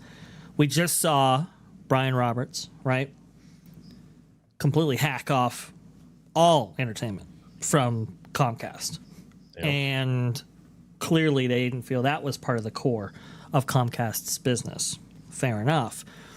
When Thomas Moslem and everybody else were being assigned by Josh Giamaro, making his moves as CEO, one of the very interesting appointments was Deborah O'Connell to be head of Disney Entertainment Television. I thought, here's a no-nonsense gal that is probably used to making very cutthroat decisions being placed in the head of linear for Disney. And that told me we're going to be looking at some big financial changes here. And like you said, Jabberwocky, these aren't appreciating assets, these are depreciating assets. And does it make sense to retain them while they continue to depreciate in the hopes that you make as much money from them as possible? Or can you get at least a percentage of that money now by selling them while they're still valuable? Because here's the thing, you don't want to be waiting when they have lost all the value. Now you have to offload them. And you're holding the bag. Exactly. I think we're at that point now. Yeah. And they have just sold 50% of a stake in A&E, not the whole stake. So they're dipping their toes a little bit in there and seeing what the response is. But I do think they're moving towards this direction. Because like OG said, Bob, being the CEO, had a connection to ABC. Obviously, with a new CEO, that connection is no longer there. And I think you're going to have a much more critical eye towards whether or not these are valuable assets they should retain from people like Deborah O'Connell, from people like Josh Giamaro, and from people like Dana Walden. And I think they're going to make the cut-through decision finally to end that, because if, in fact, the future is on streaming, then you can at least maintain ABC or some of these other presences, but maybe get rid of your back-end infrastructure, the distribution type infrastructure that you require, and maybe maintain your production facilities and everything else. Well, the reason that they hold on to it like they do is they do make ad revenue. It's depreciating ad revenue, but you're right, Vash. At some point, it's like if you go and sell these for whatever they're worth, maybe they are a couple of billion. It's kind of like a transaction where it's like, when people win the lottery, like, do you want the lump sum or do you want the yearly payments that you get? And you're just basically saying, like, give me the lump sum right now while it's worth something, because you're right. It's very much like a stock. If you hold it, and like, I've been there when you trade in the stocks, and you're like, no, it's going to come back, and it doesn't. And you're like, oh no. And you're just, at some point, when you cut those losses, like, that's whenever you get those losses, when you actually sell. So I agree. I mean, you could make an argument that this has all should have happened years ago with the way everything's going. And you look at Comcast, who knows what they're going to do. I kind of think there's going to be some sort of merger or something with another cable provider that happens with Comcast, unless they completely transform their business. There's rumors of like data centers and stuff, but there really is no future in just linear. And if you are Disney, from an investor standpoint, they've been screaming about this for years, that they need to cut this stuff. And if they're looking to, the stock price is something they want up there. Undoubtedly, they've never been able to really, it kind of just says hovering right around that $100 mark for like a decade at this point. If they think the investors are going to like it, and it also gets them more focused, I could see that as a valid reason as to why they do it. If they think that the investors are then going to be like, okay, Disney's more focused, things like that. It also could depend on this earnings report and future ones, because, the parks are not super busy this summer. Now, Disney has the ability, and how much money the parks make for the company, they do have the ability, even with down attendance, to show more revenue. But if you're looking a little down on your attendance, selling some of these properties, maybe this is indication that they did this because there could be some softness in the parks. And this is when you would sell this to try and kind of like make up the difference in the short term, making more of a long-term move that at some point you're going to have to bite the bullet and do it. Well, and I think Seymour brings up an interesting point here, because we're talking about like the melting ice cube and Paramount wanting to buy the entirety of WB. That is kind of that's a really good point. Like, that's kind of weird, right? To want the whole, like, all that linear stuff? Why would you want to take all that stuff on? Well, I think they did that because Netflix wasn't, and they were just want to one up it. It would be my guess. I mean, I don't think it's a good move by them, but I think that's why they wanted it. By the way, I love Seymour, but I feel like if you went to like Seymour goes to the drive-thru and he's like, "What's the deal with Warner Brothers?" And you're like, "Well, huh? I'm just this is a Wendy's store." Like, well, remember, Netflix is a more streamlined operation. That's why they were interested in the Warner Brothers IP and portfolio and library versus Paramount, Skydance. Much wider organization. I think they wanted to make the decision what to divest and what to invest on their own terms, which is why they wanted the whole package. I think that was the kind of the mentality going into all of that.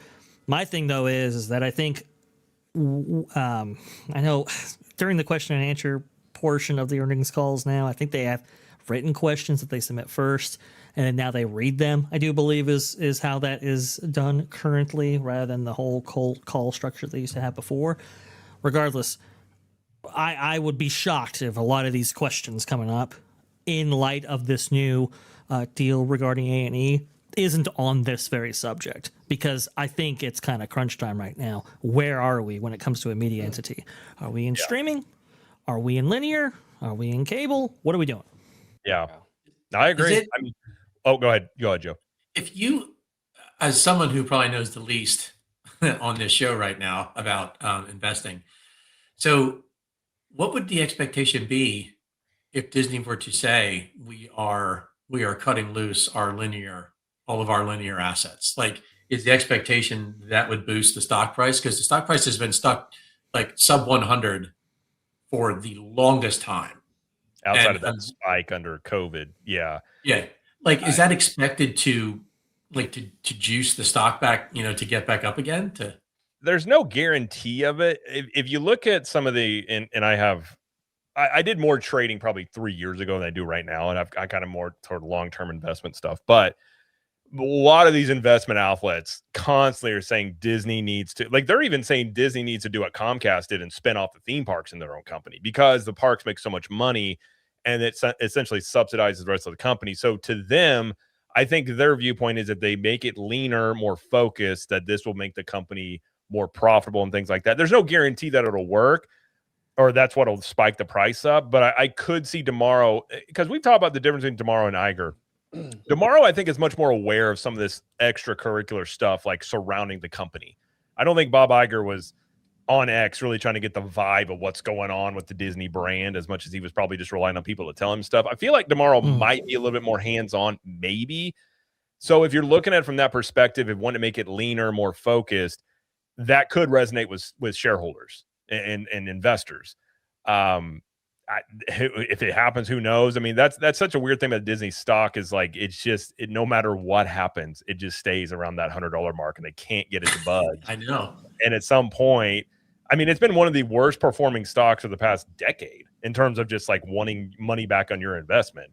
So I don't know if it would. I just know that Wall Street has been screaming about this for years. And I think you could make an argument. I don't think they're going to spin it off for various reasons. Like you were saying, OG, they got so much IP in the parks now. Like, how would that even work to do that? Well, because then you're paying licensing fees now. Right. And that would get real weird, and who knows how that would work. But you can make a really good argument spinning off some of this stuff after, buying Fox and everything like that. Like, I think it would be a good move. At some point, you're going to have to do some of this. So I don't know how. That would be very interesting to see how the investment world would react to it. But I think if they did have a down quarter, even if they announced they're spinning off some of this stuff, I still don't think investors would be like stoked on the stock necessarily at that point. But I don't know. I think the only way that a spinoff would really meaningfully up the stock is if they had a buyer lined up as part of that spinoff, or maybe a buyer lined up for some of those assets. That's the really only thing I can see from all of that. I think there's like 8 local television stations that ABC owns right now. Do you necessarily need those? Like, I think there are some things that you can kind of take you can look at with the hairy eyeball, just kind of examine, like, does this fit core? Does this fit business? Is the amount of money that we're going to make while these things depreciate enough to justify holding on to these, especially when it comes to left holding the bag type scenario right there. Right. I think it'll be looking at all of this, and man, it's just kind of a really interesting thing because I think for me personally, I get out while the getting's good. Yeah.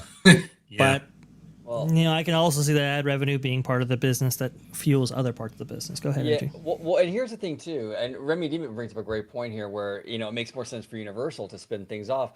But see, here's the thing: Universal, they're doing it the smart way. They're not the Universal parks are not going to be their own company. The Universal parks will still be part of Universal Pictures and the studio stuff. Yeah, it's still integrated with it. Right. So they're doing it the right way. They're not putting the parks out there on their own company and their own little island over there. They're doing it. They're basically going to be a smaller version of Disney when all is said and done. Yeah. Well, and I think that too, like they're different companies the way they're set up. So like, that's why when you talk about Disney and Universal, like obviously in the same space, but like it's kind of apples and oranges sometimes when you're talking about the corporate end, just how they have been set up. Going forward might be a little bit more apples to apples once they spin that off and you look at the performance there. But I do think even if investors don't respond great to it, I think this is a move at some point you can only kick the can down the road for so long with this. Correct. Before you got it. Like, because if not, I mean, eventually you kick the can, you're just kicking it into a wall and you're like, oops. And now you got nothing. Yeah. Just when you say linear, it's a very general term, but Disney is such a large company. What does linear, like, what all does it, I know ABC, but like, what else does that encompass when they say, oh, we're shedding linear? Like, what all would that be? Like traditional, like cable, mostly the cable stuff. Like some of they don't own Bravo. I can't remember they own a ton of stuff. Like obviously the ABC stuff and ABC, ESPN, FX, FXX, Disney Channel, Freeform, all those. Yeah, Jeez. Which is a lot of stuff you could put straight into streaming at this point. And I don't know if it hurt me, but it is the ad revenue. That's why they continually keep it, because I don't know what the number is off the top of my head, but they do get ad revenue from that still. But you could easily, like at this point, probably like, who's the big local TV thing? Not Charter, that owns all those local stations. I can't remember the name. Spectrum. A Spectrum would probably buy them up. That they would still want it, even though they're in a depreciating market, but there's still buyers for this stuff. But at some point there won't be buyers. So it's, that's why I kind of think that like Seymour's point was actually, I think it makes a lot of sense though in the overall context, because like Hollywood is a changing landscape in general, and all these pieces are interconnected. Like the Paramount WB stuff will impact Disney too, and all this stuff, because these assets are being bought and sold off and changing everything, I'm very curious to see how it all shakes out. I really am, because I think that Disney is going to make some hard decisions here. It's kind of funny because DeMauro said he's a risk taker. Well, let's see. Let's see. Exactly. Well, and speaking of the corporate side, this is also interesting. This came up today, right before you went live. Scott Gusson's reporting that Disney is restructuring its consumer products division, with most of the business moving from experiences to studios beginning in October, according to a memo from Experiences chairman Thomas Masloum and studio chairman Alan Bergman. In the memo, Disney says the restructuring is intended to better align its consumer products business with the Disney Entertainment Studios that create the films and shows that drive merchandise licensing. Now, this might sound familiar, because this is something good old Bob Chapek did initially that they undid, and now we're bringing it back. What do you guys think about this part and how this fits into the whole puzzle? Well, this is interesting, right? Because I can see the argument to be made for both, right? Okay, Disney consumer products are based on the IP the studio creates. Okay, makes sense. I could also see, to be fair, okay, but the parks are what sell these products, so it would make sense to have them there. I like this move, though. I think it belongs with entertainment. I think that's the proper place where it should be. But what really stood out to me in this whole move is this gives Dana Walden, another notch in her belt, right? But for lack of a better analogy, I don't know, another notch in her pantsuit. This gives her even a little bit more power, because remember the gaming stuff. And Seymour has more detail on that because he's more of a gamer. But like, the gaming stuff was experiences too, and when DeMauro came in, that went over to Dana, and then now biggest the gamer in the world, biggest gamer, Dana Wolf. Huge, absolutely huge. And then now they're giving her consumer products. I mean, Dana's like, man, she's not technically co-CEO, but I mean, kind of basically she is. Let's be honest. In some ways. Why do they keep moving stuff under her? Under Dana? Yeah, that's a good question. No, Part of me I'm not wonders, saying that. I'm not saying that to disparage her. I was just listening to you guys talk about this. I'm like, wait a minute. Yeah, the video games are moved. Now this is getting moved. I'm like, what is going? Is there some sort of progressive restructuring happening here? I think there could be. Well, depends on how deep in the. Who knows? I mean, you could take the view of it's a chess match here because there has been speculation that Dana might backstab Josh. She wants that top spot, and I don't know if I trust Dana Waller. I don't know a whole lot about her, but something to do with that. Or it just could be trying to show, like, I think they want to get down to the fact that it's just like the cruise lines and the theme parks are kind of in their own division and everything else is in its own maybe. I mean, it is very interesting that JPEG did this, and this is one thing Bob Iger reversed, and now Josh is going back to it, which is interesting because we also wondered, is he going to do stuff that go against what Bob Iger would have done? And this is directly against what Bob Iger had done when he came back too. And That's a good point. To provide a little bit more context there, yeah, when Bob Chapek was officially made the head of Parks and Resorts back in the day, back in 2016, 2017, he then announced that consumer products would be absorbed by Parks and Resorts, making the Disney Parks Experiences and Products division, which is a mouthful. Then it got streamlined to Experiences. And largely because Chapek came from the consumer products. That's where he was from. He obviously had a lot to do about the vault back in the day. That was kind of his claim to fame right there. So, and one of the justifications was, hey, look, because the parks are where we sell the product, it makes sense that the consumer products, like OG was saying, be heavily aligned with the rest of the experiences unit. And they even said, hey, we created 700 unique items for Star Wars Galaxy's Edge upon its opening in 2019 that wouldn't have previously been possible had consumer products and Imagineering not worked as closely as they did. Now it's well, throw all that out. Now we're going to go ahead and, take consumer products and place it somewhere else. You got to think, too, Disney's licensing is found within consumer products. Mm-hmm. Also, their video games are found within consumer products. So perhaps this is consistent with this other idea that video games be separated out from experiences. Maybe perhaps that's also why consumer products was separated out the way it was as well. So it's a really kind of it's a fascinating development to have this happen. Again, I do agree with Jared. This was a Bob Iger era thing, certainly a Chapek era thing, but now that Chapek is gone and Bob Iger is going to be on the outs, do we create a structure that is not so experiences heavy, where everything is underneath it? I think that's where they're kind of streamlining, which is surprising because wasn't this one Disney? Right. Still curious. Well, the one Disney thing though, I think is more. I could be mistaken though. I think it was more about the divisions talking to each other, working together to as one. What's the word for it? They're different pieces, but they all work together.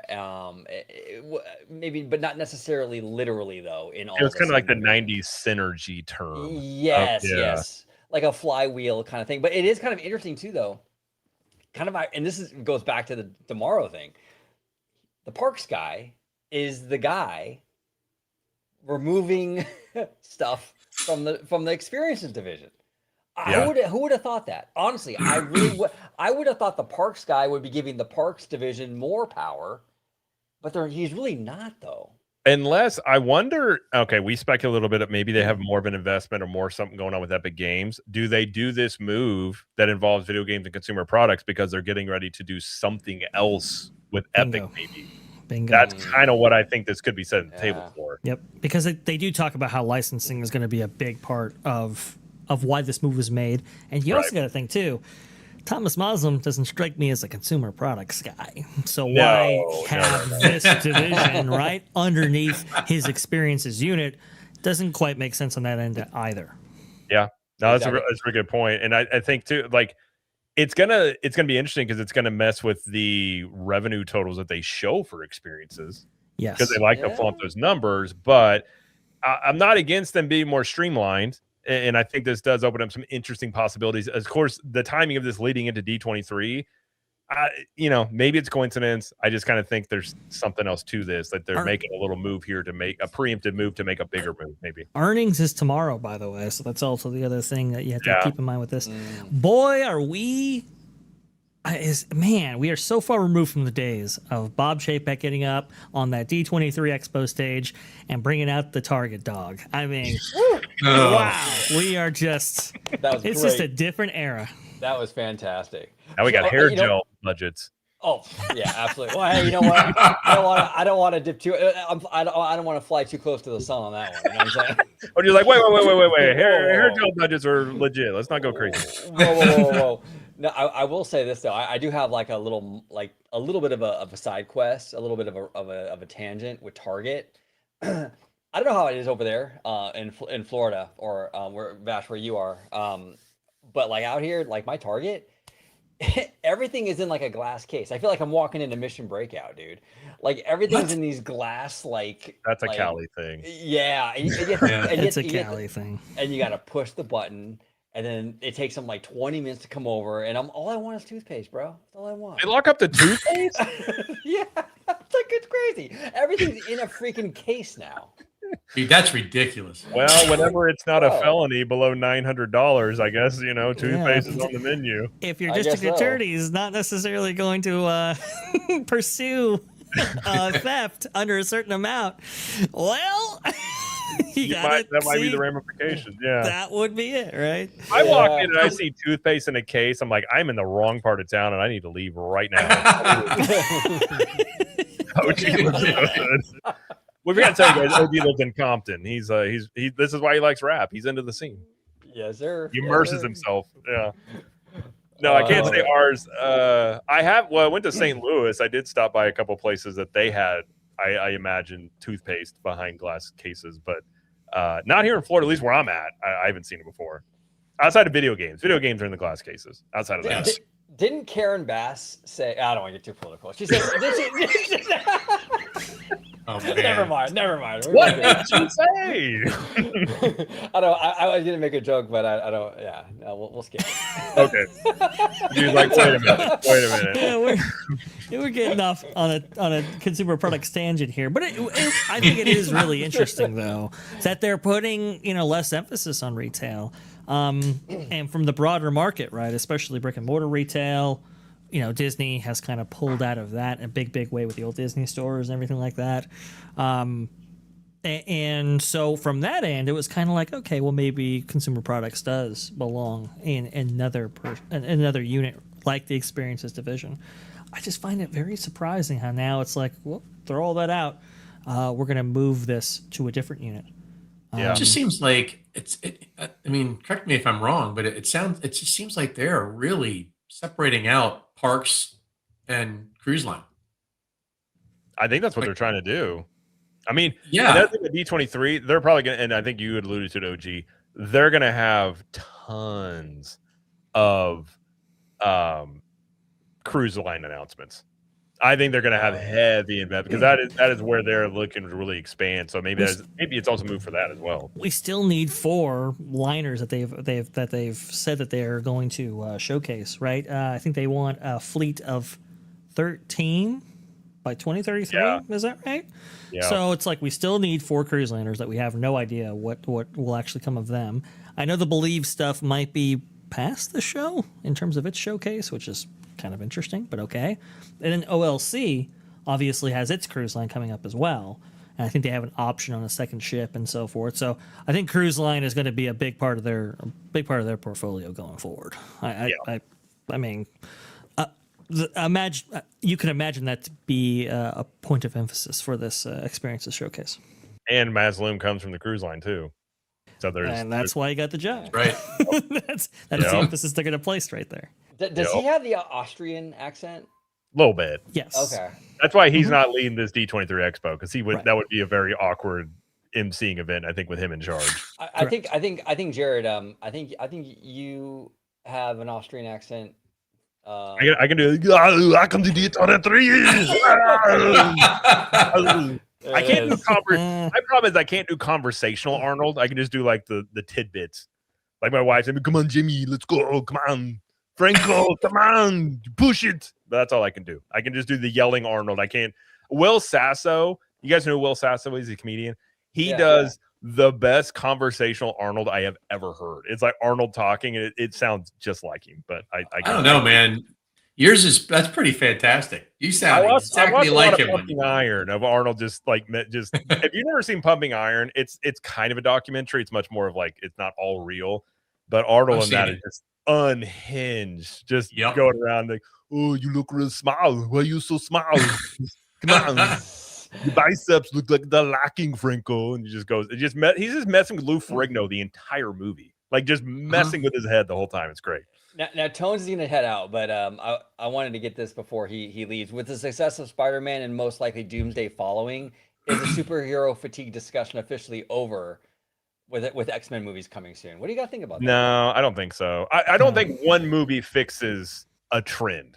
It's a great thing to have. I love the movie. But they're going to have to prove that they can consistently do this over multiple movies. Especially with such an established character as well, right? Right. If this was, hey, we're setting up some new MCU stuff, so we're bringing out a new character and it makes this tremendous amount of money, then it's like, okay, well, maybe some of this superhero-related fatigue might be sidelined. But OG is right, and I think, Jared, you said it as well. It's not really about fatigue related to one franchise, one IP, one industry or whatever. It's really just bad product fatigue, right? Whether it comes to Star Wars movies or Marvel movies or whatever, people are much more discerning now than they ever have been. People saw the footage coming out of Glasgow for the Spider-Man movie. They heard the good word of mouth. They heard the rumors. They wanted to go see it, and it's obviously one of the most popular characters in Marvel's portfolio. Yeah. So it made a lot of money. And so is X-Men, by the way. X-Men is a really good chance because X-Men is right up there with Spider-Man in comic book sales, but they have to deliver on the X-Men characters and do it well. And there's also the rumor, by the way, that RDJ is going to eventually come back as Iron Man. So if that happens, and you've got X-Men and you got Spider-Man, you have the ingredients that could be really good. They're going to have to prove it. Other than I really thought after Endgame, they needed that. To me, is when they needed to take a break.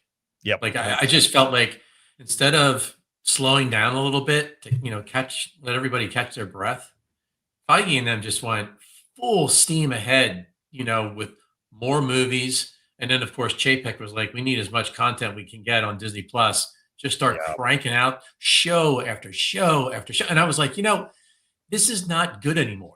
This is turned into work. And it's too much to learn, too much to remember, too much interconnectivity. As we say, the normies, they are not gonna go for that. It just became way too oversaturated. And I think they should have stopped with the Avengers for a bit, taken a break. And then that to me is when they should have first started dabbling with X-Men. Like they just needed new characters, new stories, new, and they did it. And I just feel like they completely washed themselves out of that arena. Yeah, no, I agree with Jared.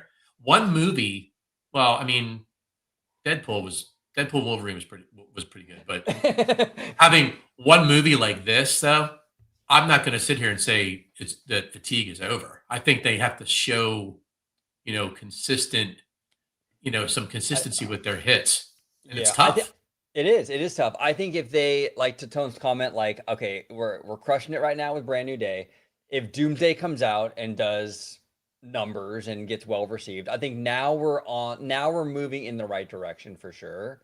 Are we there yet? maybe not, but I think we're definitely on the right path at least now, So Yeah, and we'll the see. casting for X-Men that has been released thus far is pretty good.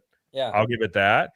I agree. I think if you want to know what really resonates, Brand New Day and Daredevil's Netflix series, like seasons 1 and 2, that is seasons 1 and 2 of Daredevil's Netflix's Daredevil is the best adaptation of a comic I have ever seen. It is the best. It's so gritty. It's John Bernthal in season 2, his interaction with Daredevil. It's just magic. It's amazing. And this is why I can't watch the version on Disney Plus, because it's just nowhere near what they did on Netflix. It just the grittiness what they're able to do. So like some characters are grounded and they need to be grounded. Spider-Man's kind of a weird mix, but he's mostly grounded. Some of these other characters are more cosmic, but you got to know when to push it, when to pull it back. And I think they just thought, we're going to keep the gravy train going forever. And I remember telling my wife after Endgame, I'm like, they're going to keep going cosmic, and it's just going to get weird, and people are going to. And again, they tried the same thing they did in the comics with some of these side characters that nobody liked in the comics, and they thought, oh, it's going to work in the movies, and it didn't. And so they learned a hard lesson of like, oh, okay, we need to give people what they want, and really what they want are these. And I think if you have a good Spider-Man, Captain America, Iron Man, a good Superman, a good Batman, these movies can still make money. But we've seen with Supergirl, nobody's asking for Supergirl.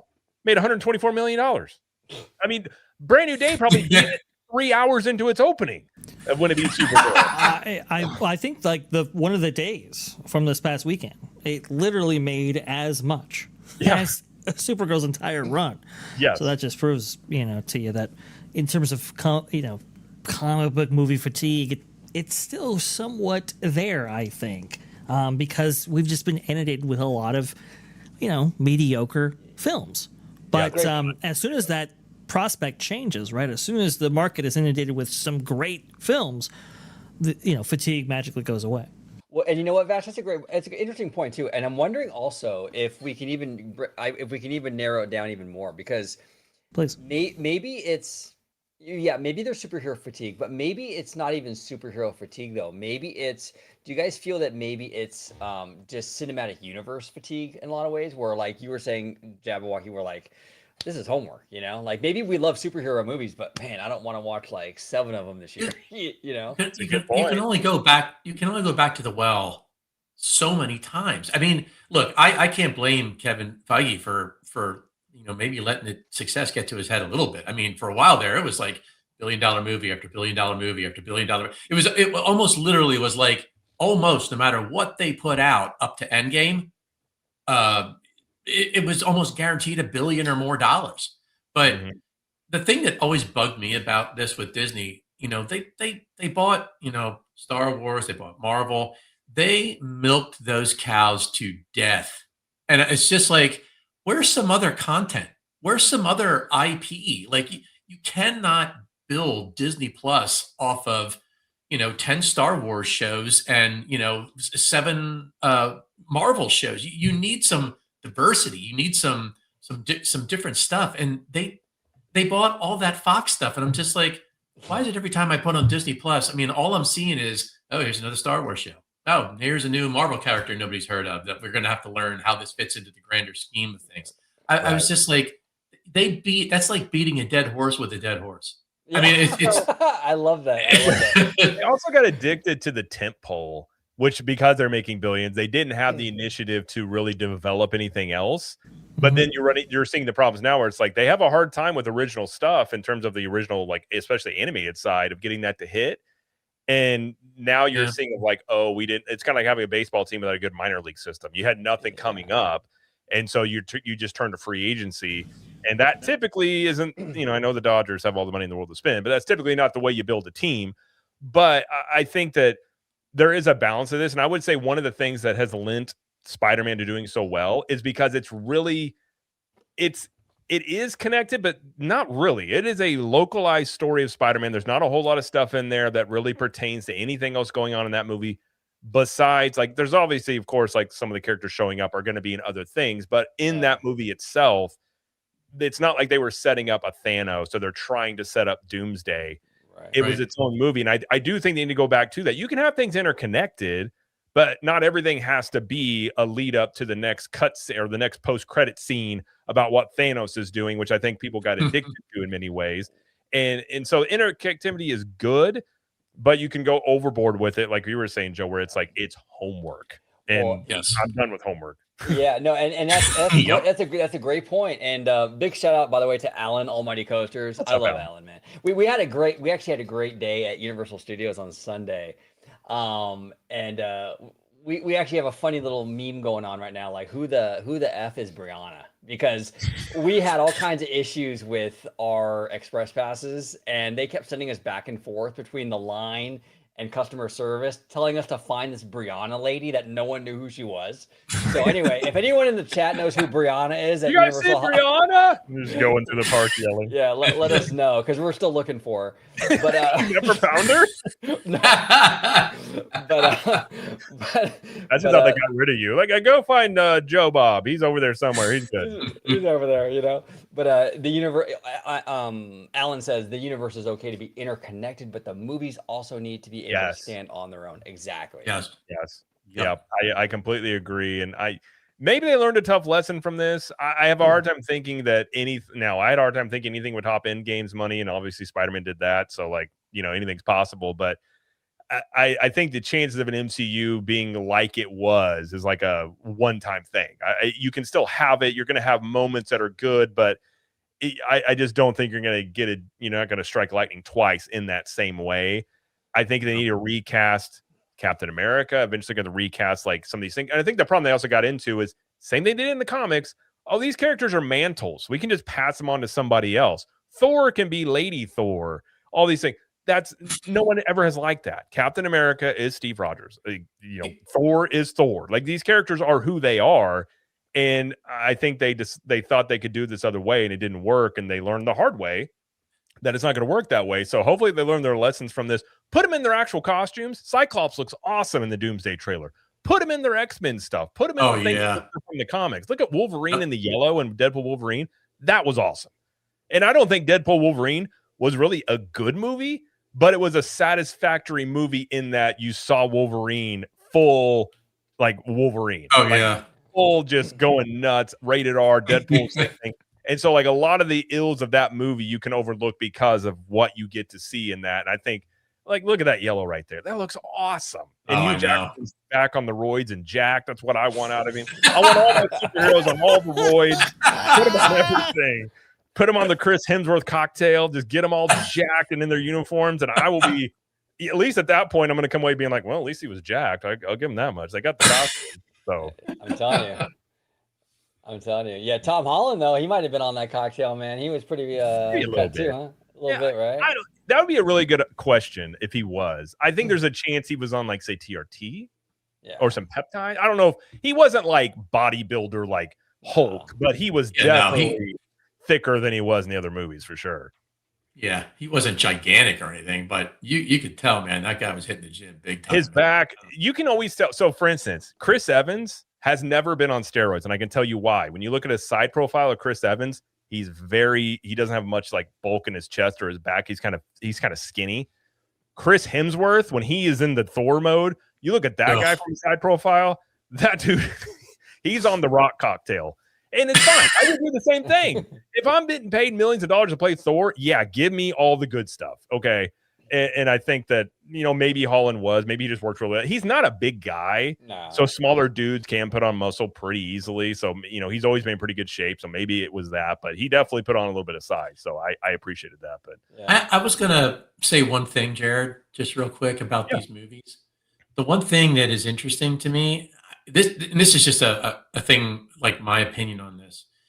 Once you started getting into the multiverse and you start getting different versions of these characters and stuff that exist in in other universes, sometimes I feel like that and then let's throw time travel in too.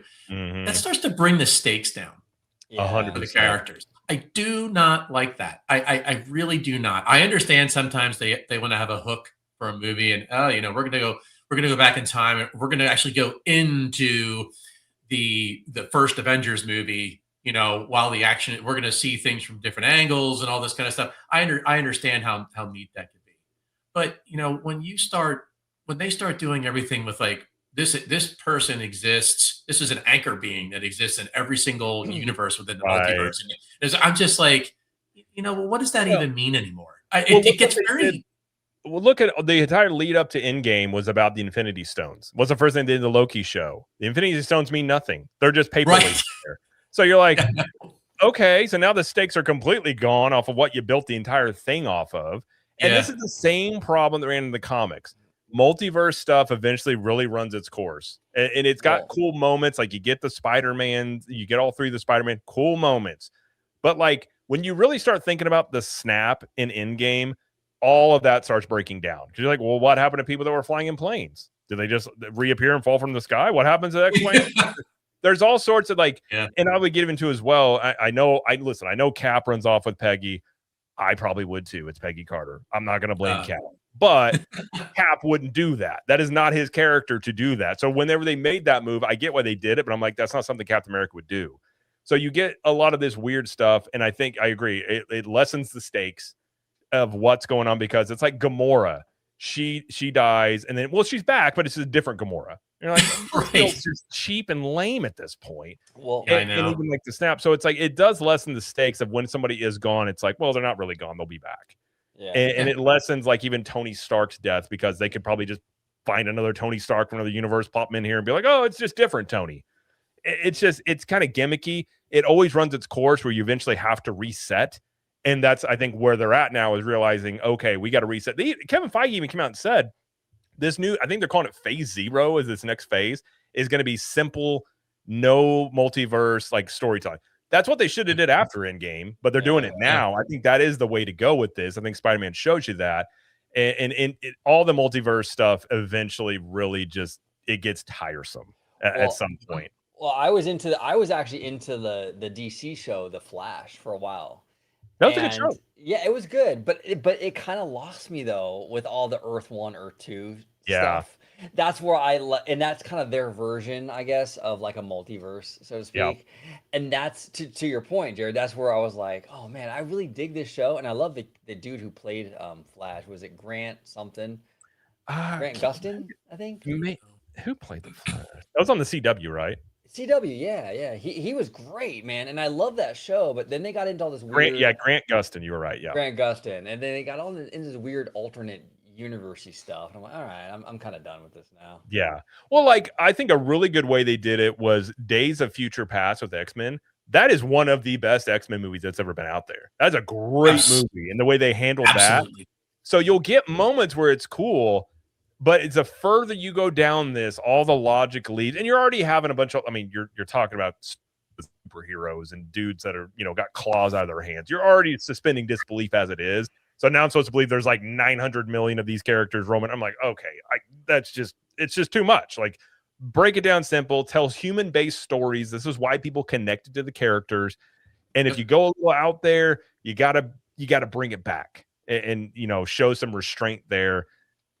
We'll see if they learn their lesson. Although I'm telling you right now, guys, it's going to get really weird with Doomsday and Secret Wars. I'm telling you right now, Battle World is a weird thing.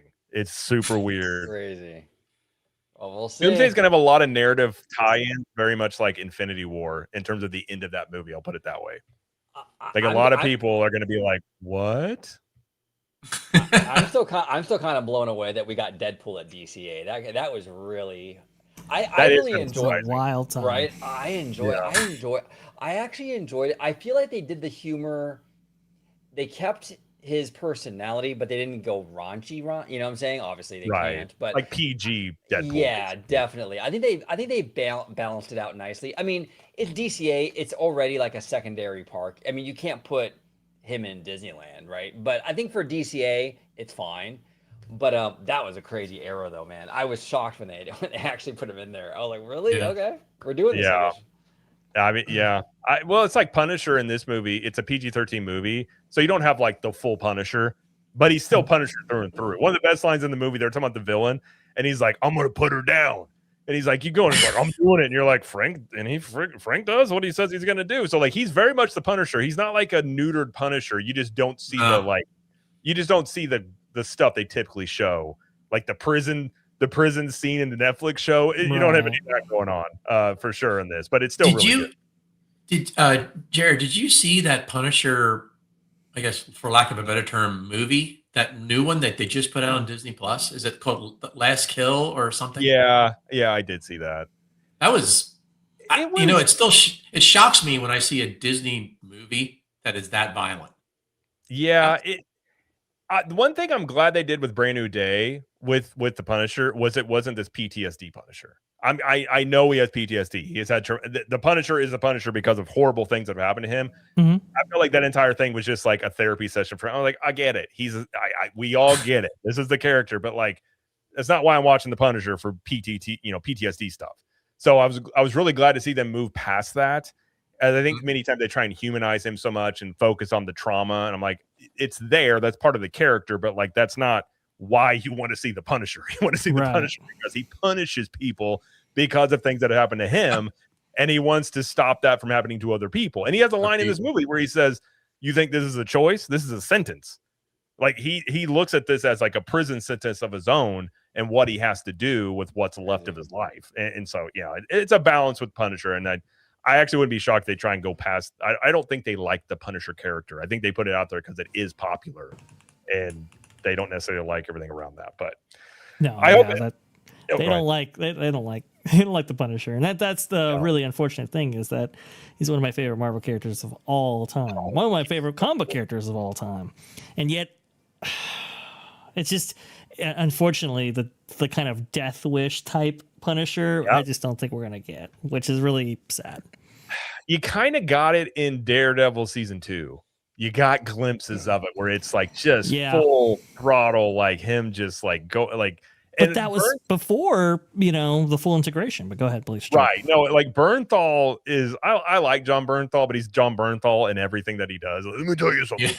But like. Him as Punisher is great. I would love though to see the old school like tights with the white boots. I would love if they did. They probably will never do it, but that would be cool to see. But I agree. I love the Punisher. It's a he's not a hero, but he's not a villain. He's the definition of an anti-hero in many ways. But yeah, those can be complicated. You got to really know the character to write those stories well, and whoever helped write Spider-Man kind of understands Punisher. In the ways of like even he and Spidey's relationship in the movie, it's very similar to the comics where it's like they're friends, but Frank really doesn't have friends until like he does, but like he's not ever going to tell you that you're friends. He's just like, I'll do you a favor, but don't come asking me for a cup of sugar. Okay, I'm the Punisher sort of thing. That's how we operate. Cup of sugar. What do you need sugar for? Get out of here. Like that.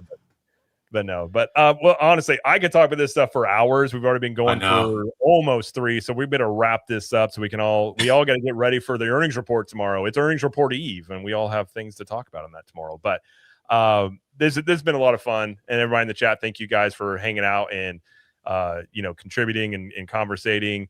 And we actually have another super chat here. I missed. My apologies. There's a $1.99 from One Magical Spark. It says, kick ABC, invest in global ESPN sports domination. I mean, maybe they do kick ABC. That'd be really interesting if they did. Yeah, that might be one impediment to selling ABC because of that contract for NFL rights. It might be contingent on them actually having an outlet like ABC, but that's just isn't NFL part owner now of ESPN? Yes. Yeah. So yeah, that probably is a little bit of an issue there. We also have a member message from One Magical Spark, maybe based on original trilogy. I think they may have been talking about Star Wars, which I would agree. Original trilogy would be the best way to base that, I think. But yeah, thank you guys in the chat, everybody that sent a super chat, member message, anything like that. Appreciate you guys so much. Before we get out of here, let's let everybody know where they can find all you guys. So Orange Grove 55, thank you for being here. And where can everybody find you? I didn't realize Bob Iger Excellence Award winner of 2026 is there you go. 55. There wow. Oh man, you know what? I'm honored. I'm honored. I got the gold cardigan in the closet. It's great. Like the Masters where they come behind you and put it on you and they put the I got the cardigan. Let's go. But I want to thank you guys. A great time. Jabberwocky, first time on a live. It was awesome talking shop with you, brother. Absolutely. Everybody in the Thanks, chat, guys. thank you so much. It was a really good show tonight. You can find me right here on YouTube talking theme park studio, and tomorrow corporate earnings. So that'll be very, very fun. Right here, Orange Grove 55, also on X and on Instagram. Absolutely. And Mr. Vash Sky, thank you for being here as well. And well, first off, where's your sub count out at? Are you at 20,000 yet? And where can everybody find you? No, I think it's 12-1, the last number I heard. Okay. So not quite 20,000, but I'm sure we'll get there sometime.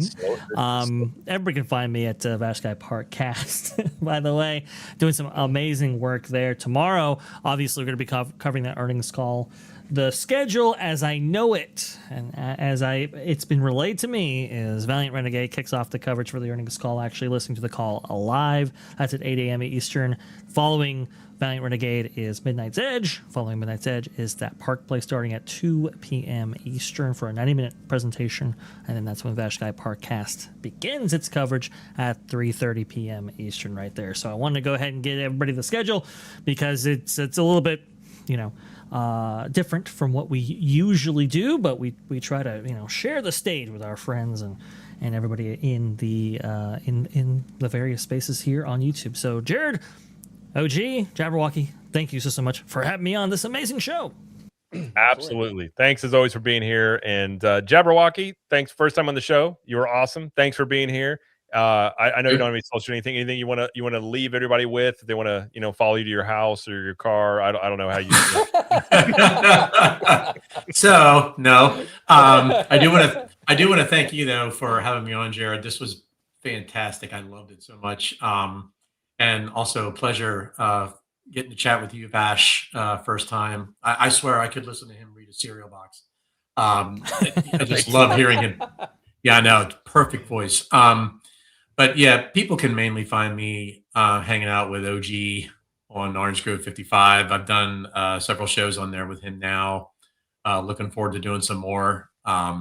So much stuff coming up in the next couple of weeks. This is just going to be a blast listening to everybody cover all this stuff. And mainly a lot of the stuff, the content I've done so far, a lot of it's parks based. That's what a lot of it will be, at least for now. Although, hey, I am up to doing I could talk about Marvel stuff for 5 hours. Listen, we'll have you back to talk about some of these things because I'm the same way with Marvel. I could talk comic books and Marvel stuff. I don't know the most out of the world. I grew up reading X-Men and a little bit of Spider-Man. I was like X-Men, Superman guy, but yeah, I love breaking all that stuff down. It's a good time. But no, thank you for being here. It's a lot of fun. Thanks, guys. This has been awesome. Absolutely. And well, if you're not on this channel, you can find me at Cap the Magic. That's where you can find all my stuff. And then if you're looking for Universal Studios, Disney World information, like nitty gritty reviews and stuff, you can go check out CTM Podcast on YouTube with my wife and I. We've been doing that show for like 9 years. YouTube is actually newer for me in terms of what we're doing, but we did cross 18,000 subs this week. So that's nice. I was, awesome. I looked up and I was like, oh, okay, there it is. But I'm not like Vash. Like you do it long enough, you don't really check your metrics all the time, but when it popped up, I did get a notification. I was like, oh, okay. So I'm trying to be better. My wife says I'm terrible about celebrating milestones. So this is me celebrating milestones just to move on to the next one. That's kind of how my brain works. But no, it's been a lot of fun. And you will see a lot of us tomorrow talking about this stuff in depth with the earnings reports and all that good stuff. So we'll see a lot of you guys tomorrow on various channels and break all this stuff down. So thank you again, everybody, for hanging out. Hope you guys have a great rest of your week. And I will probably I'm going to do a live stream at least Friday. I'm going to start doing a Friday live stream. I think with Conductor is going to hop in there when he has the opportunity with me. But I do want to have a live stream breaking down Brand New Day.